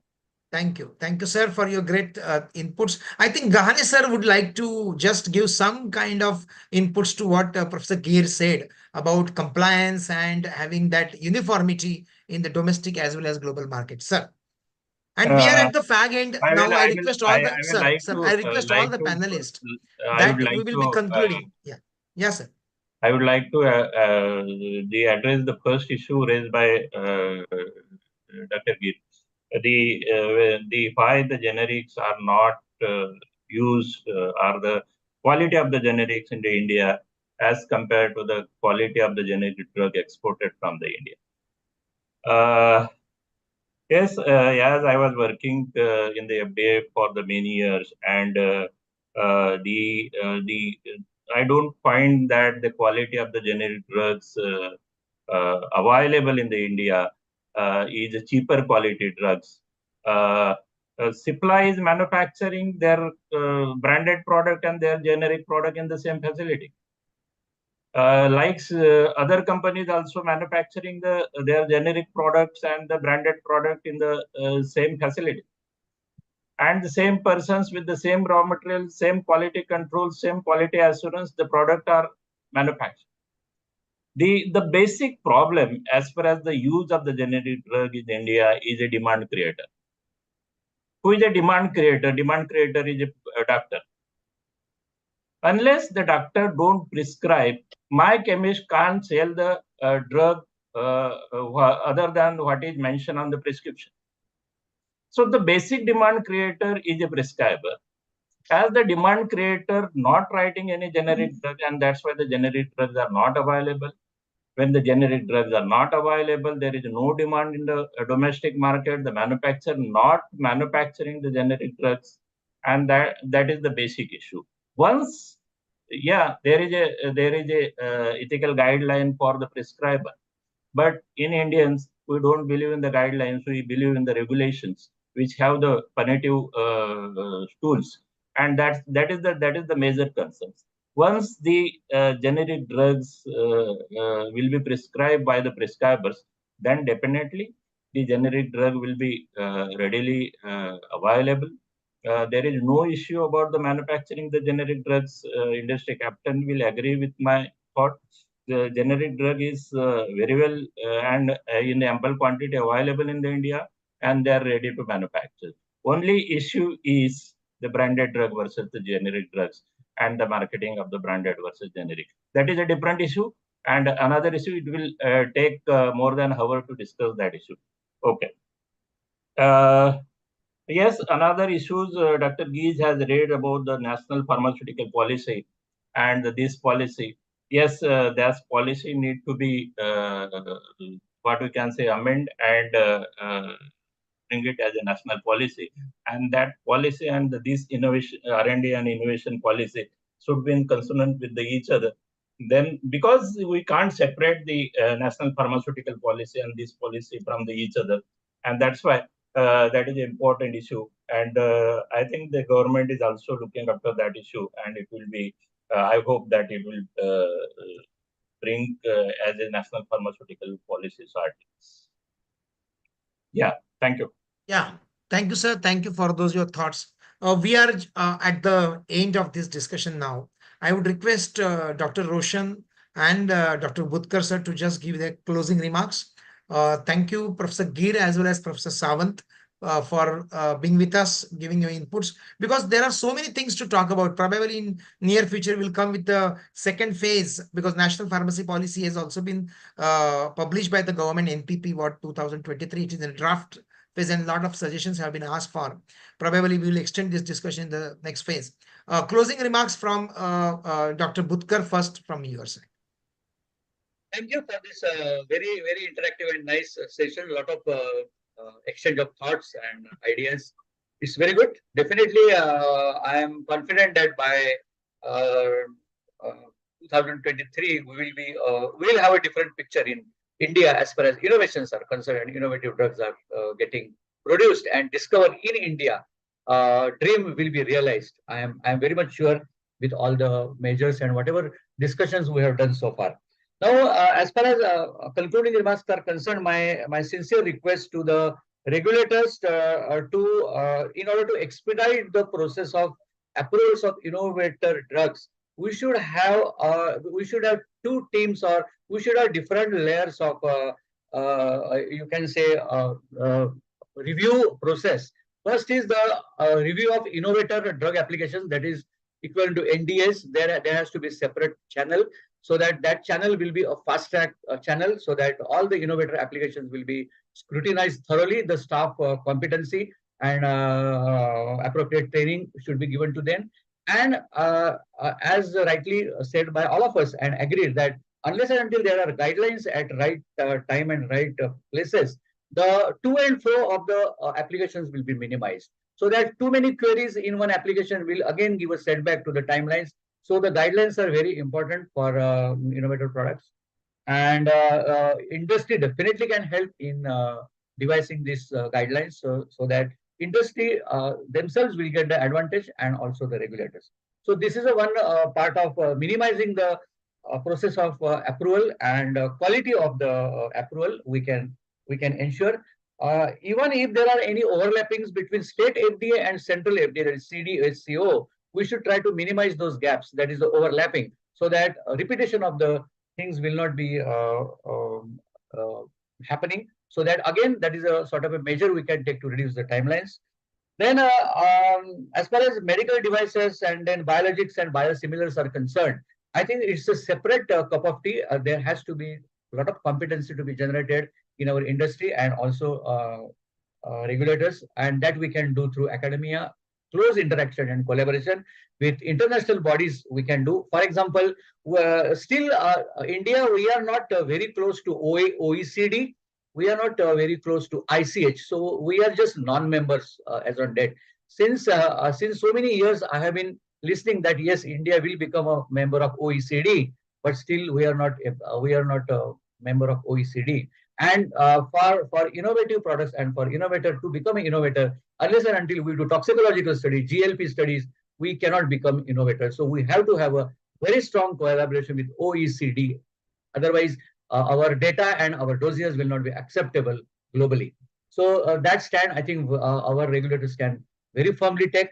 And I don't think it is, because we are more or less following the OECD principles for conducting toxicological GLP studies, which is an integral part of NDA and IND applications.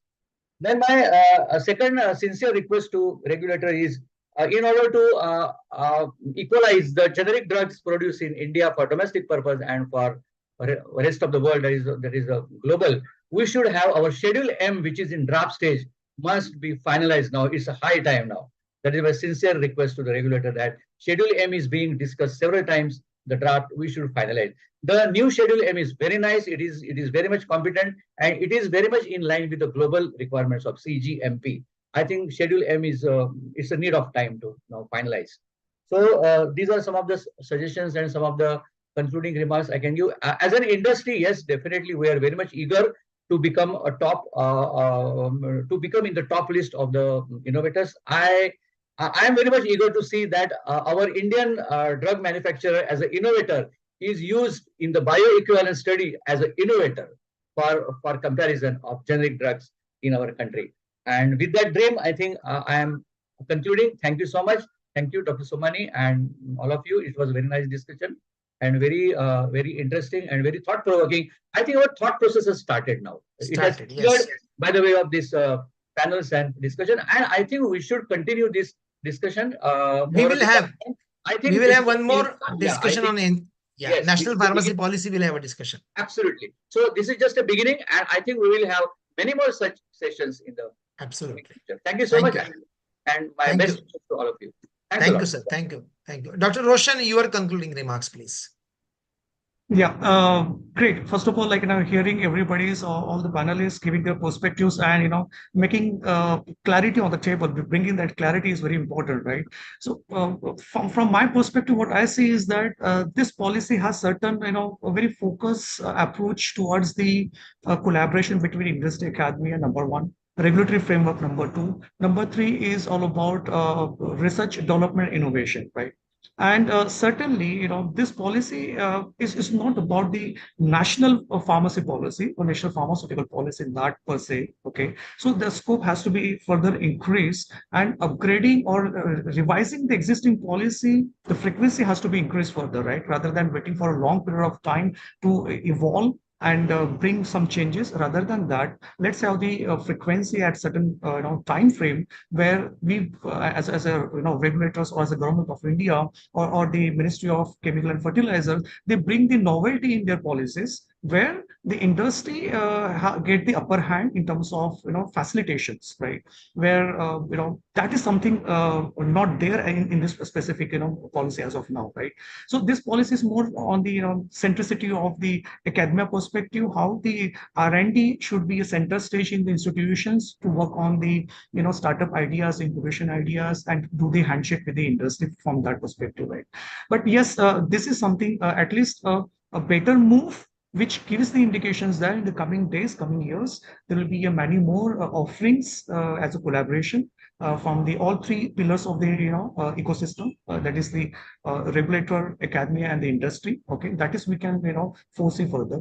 Now, I just wanted to give the sum up on the generics versus the global generics. Actually, this is rightly said by Dr. Ghani sir also. It's all about the what do you call the supply and demand ratio. Okay, so if that has been balanced well, and demand is certainly is not as of that level. That means the promotion of the generic formulations in India.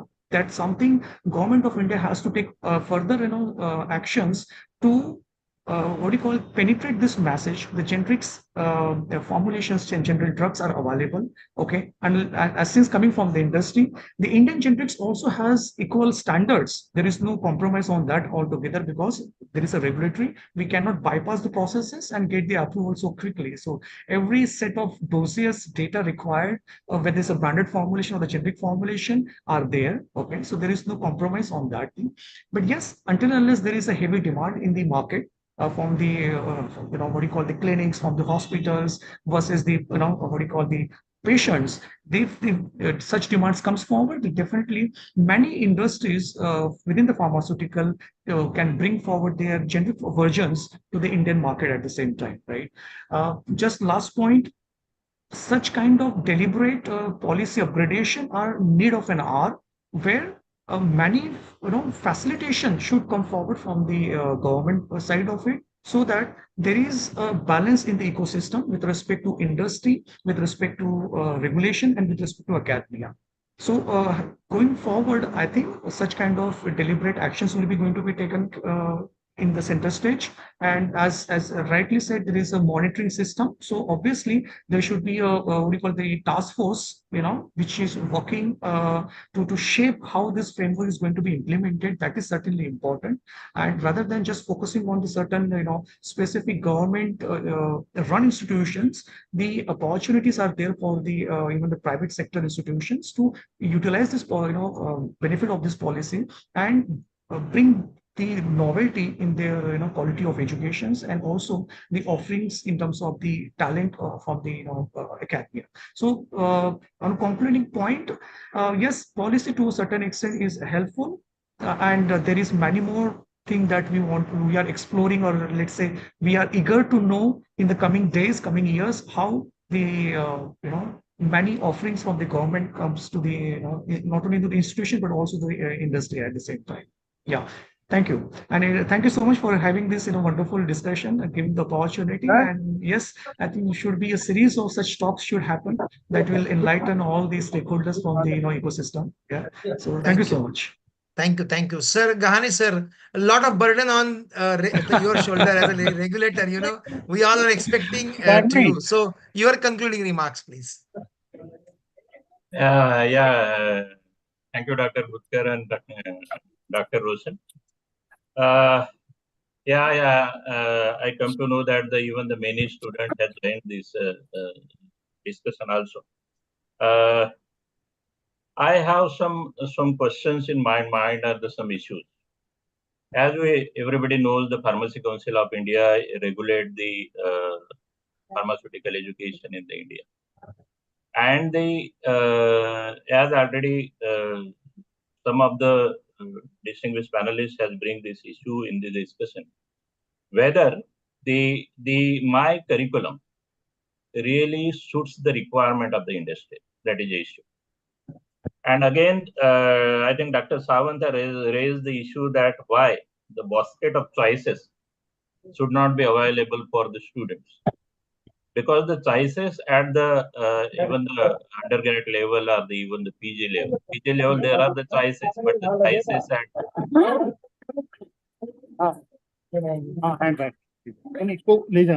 Please mute. Yeah, Dr. Sneha, please mute the other person, please. Yeah, sir.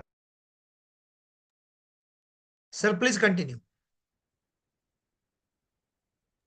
Yeah. Hello. Okay. Yeah. Why the choices should not be available with the undergrads also? When there was a question given to me whether this policy will create really the job opportunity to the students. It's a big question. Why? See, job opportunity, when we are asking the industry, or when the industry people coming to us and they are asking, sir, please send one better person for the quality aspect. Sir, please suggest one better person for our R&D. We have started new R&D at this place. Can you suggest the better person? Searching a better person is really the big task for the industry and for the everybody.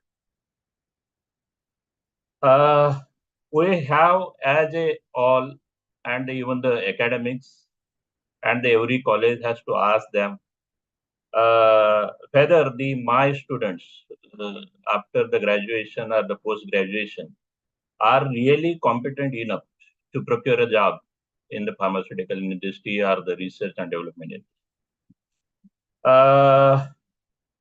How strong is my chemistry? How strong is my formulation development? And when we are talking about the medical devices, there was a pharmaceutical engineering subject earlier. I don't know whether this is again still there. It's in the syllabi, but that subject has to be introduced, and it may be the choice. It may be the choice of the students for that subject. So then only the students from the Bachelor of Pharmacy or the Master of Pharmacy will be useful for the just a minute. Will be useful for the medical devices industry, because the medical devices industry and the syllabus of the pharmacy is a totally different. So making our student useful for the medical devices is a task before the pharmacy council and even all the colleges. That's what I feel.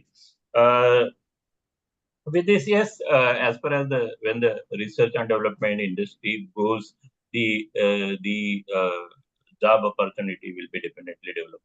But it's really the sad part when we are visiting the many industry, the percentage of the pharmacy students working in the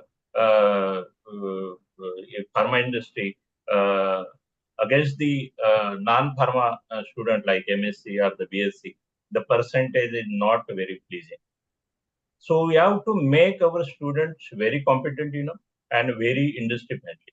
Unless we'll make our students see the student is a M.Pharm in the analytical chemistry, but he don't know the handling of SPLC, and the SPLC is a key instrument. So what is the use of that students, though he is a M.Pharm for the industry? So this is the one of the examples. We have to know the need of the industry, and accordingly the syllabi and the other requirements should be changed. As far as this policy is concerned, I will suggest the institute like Dr. Somani should have a small research and development laboratory, so that the student will have in-hand experience. And as already Dr. Geer has suggested that the industry should be the facilitator. So because they see the time is a really concern. And if the industry approach to the few of the colleges and they give their some project with their students, and they really work on that students that project, their findings or their work and their whatever documentation will really help the industry and even the students for developing their future. Yes, Dr. Somani, this is and all the dignitaries in the today's panel. The discussion was really interesting, and there are many issues, but we Indians are extremely good.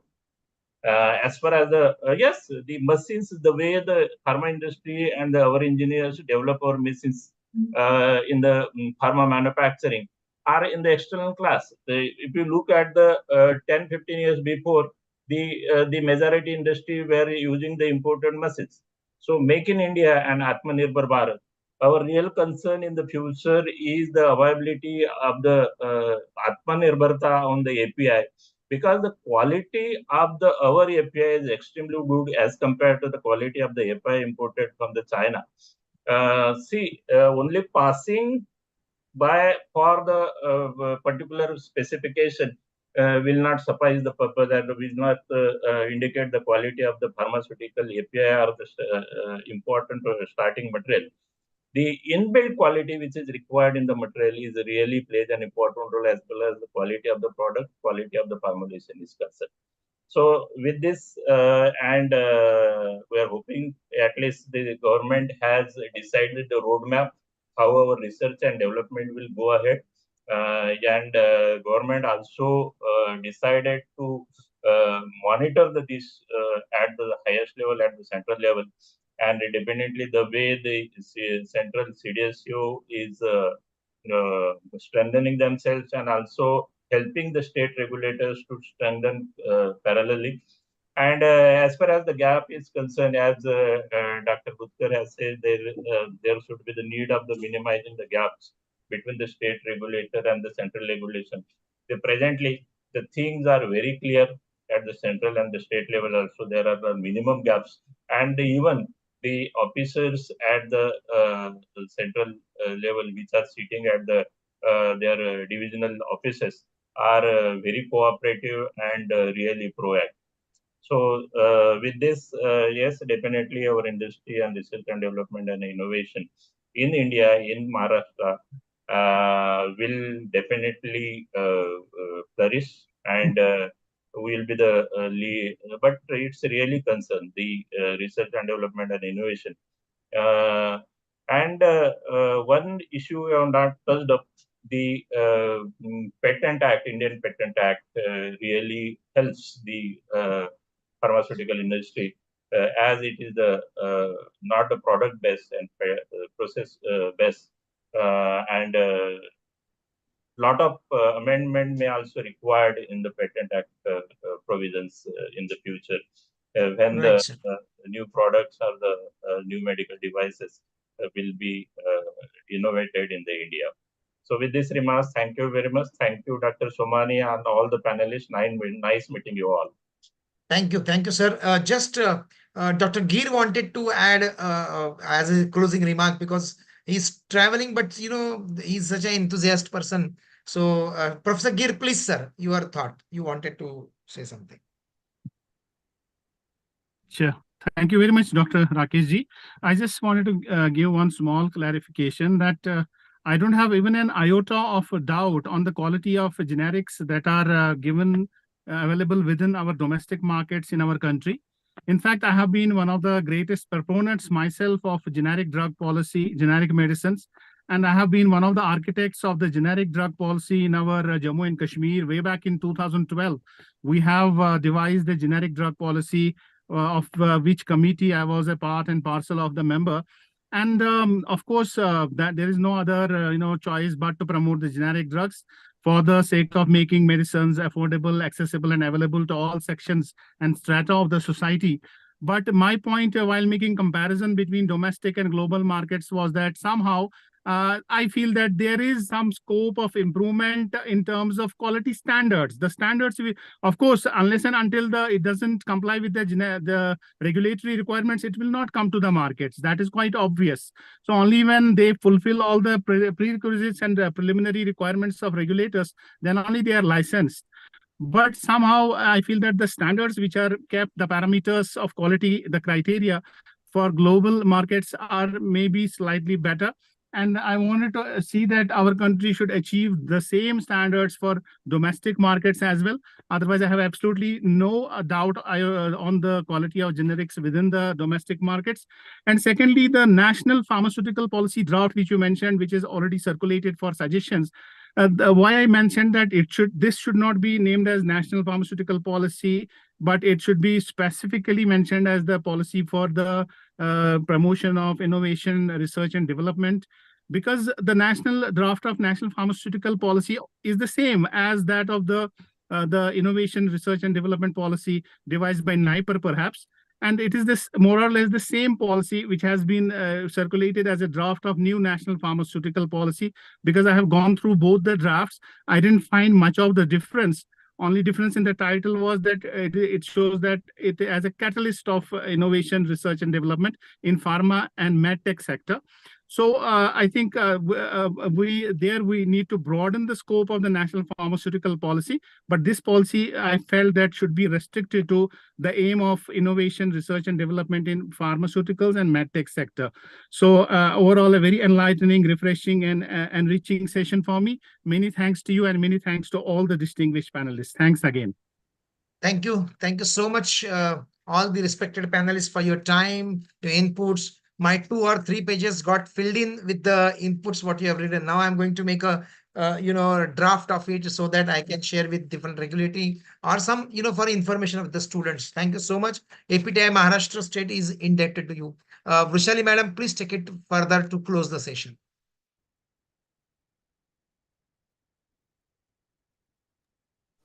Yes. It has been an enriching experience for all of us. We read the draft, but right now with inputs both from academia and industry, and third, where regulatory aspects also being covered, was too much. Like sir said, I've been typing for a long time now, and it has been great. Thank you so much, all the panelists, all the attendees, for taking your time out and explaining it to us in a term which students will also benefit from. So students also have a task of understanding the policy, getting to get themselves industry oriented by via us as academicians. So Yeah, one feedback second. form you inform, and So- then I'll just give my vote of thanks. Yes. So the feedback form has been posted at both ends, the Zoom link as well, in the chat box. And secondly, the feedback form is there on the YouTube link as well. We will repost it again right now. And one request, do not hassle us for the certificates. The certificates will come to you in the coming week because we will have plenty of those to submit. Just take a photograph of all of us, take a photo so that it is recorded properly. Yeah. So all of us can switch on the camera. All the participants, also those who are on the Zoom link now, numbers are less, but YouTube, I think there are many Yes. in YouTube. So Abu Sufyan sir, are you taking the photograph? You're on the laptop. Okay, fine. I will take it. I think the spotlight has to be removed because we all are in spotlight. Sneha madam, please remove Sneha madam, yeah. I think a couple of snaps can be taken, one with the panel, one could be with the entire panel participants as well. Sure.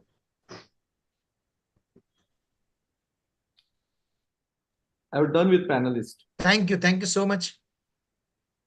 Done with the photo, right? So let me just give a formal vote of thanks to all the panelists. Thank you so much for your time. I appreciate my entire team of Karya Kaushalam from the Mumbai, Professor Vrushali Gir, Mr. Abu Sufyan, Dr. Vinod Moe, Dr. Sandeep Zine, then my entire team of APTI Maharashtra for supporting such kind of important initiative. I also thank my DYPU SOP team, Dr. Sneha Bagre, as well as Mrs. Amrita Katkar, for supporting in organizing this event. Importantly, I must thank all the participants and my entire team of School of Pharmacy, the IT team particularly led by Sanket, for this particular initiative and all support. Thank you so much once again to all the panelists. Let us meet sometimes again with the new topic, with the new vision. Thank you once again. And have a nice day. Have a nice weekend to all of you. Thank you. Thank you. Thank you so much. Thank you, Doctor. Thank you, sir. Namaskar.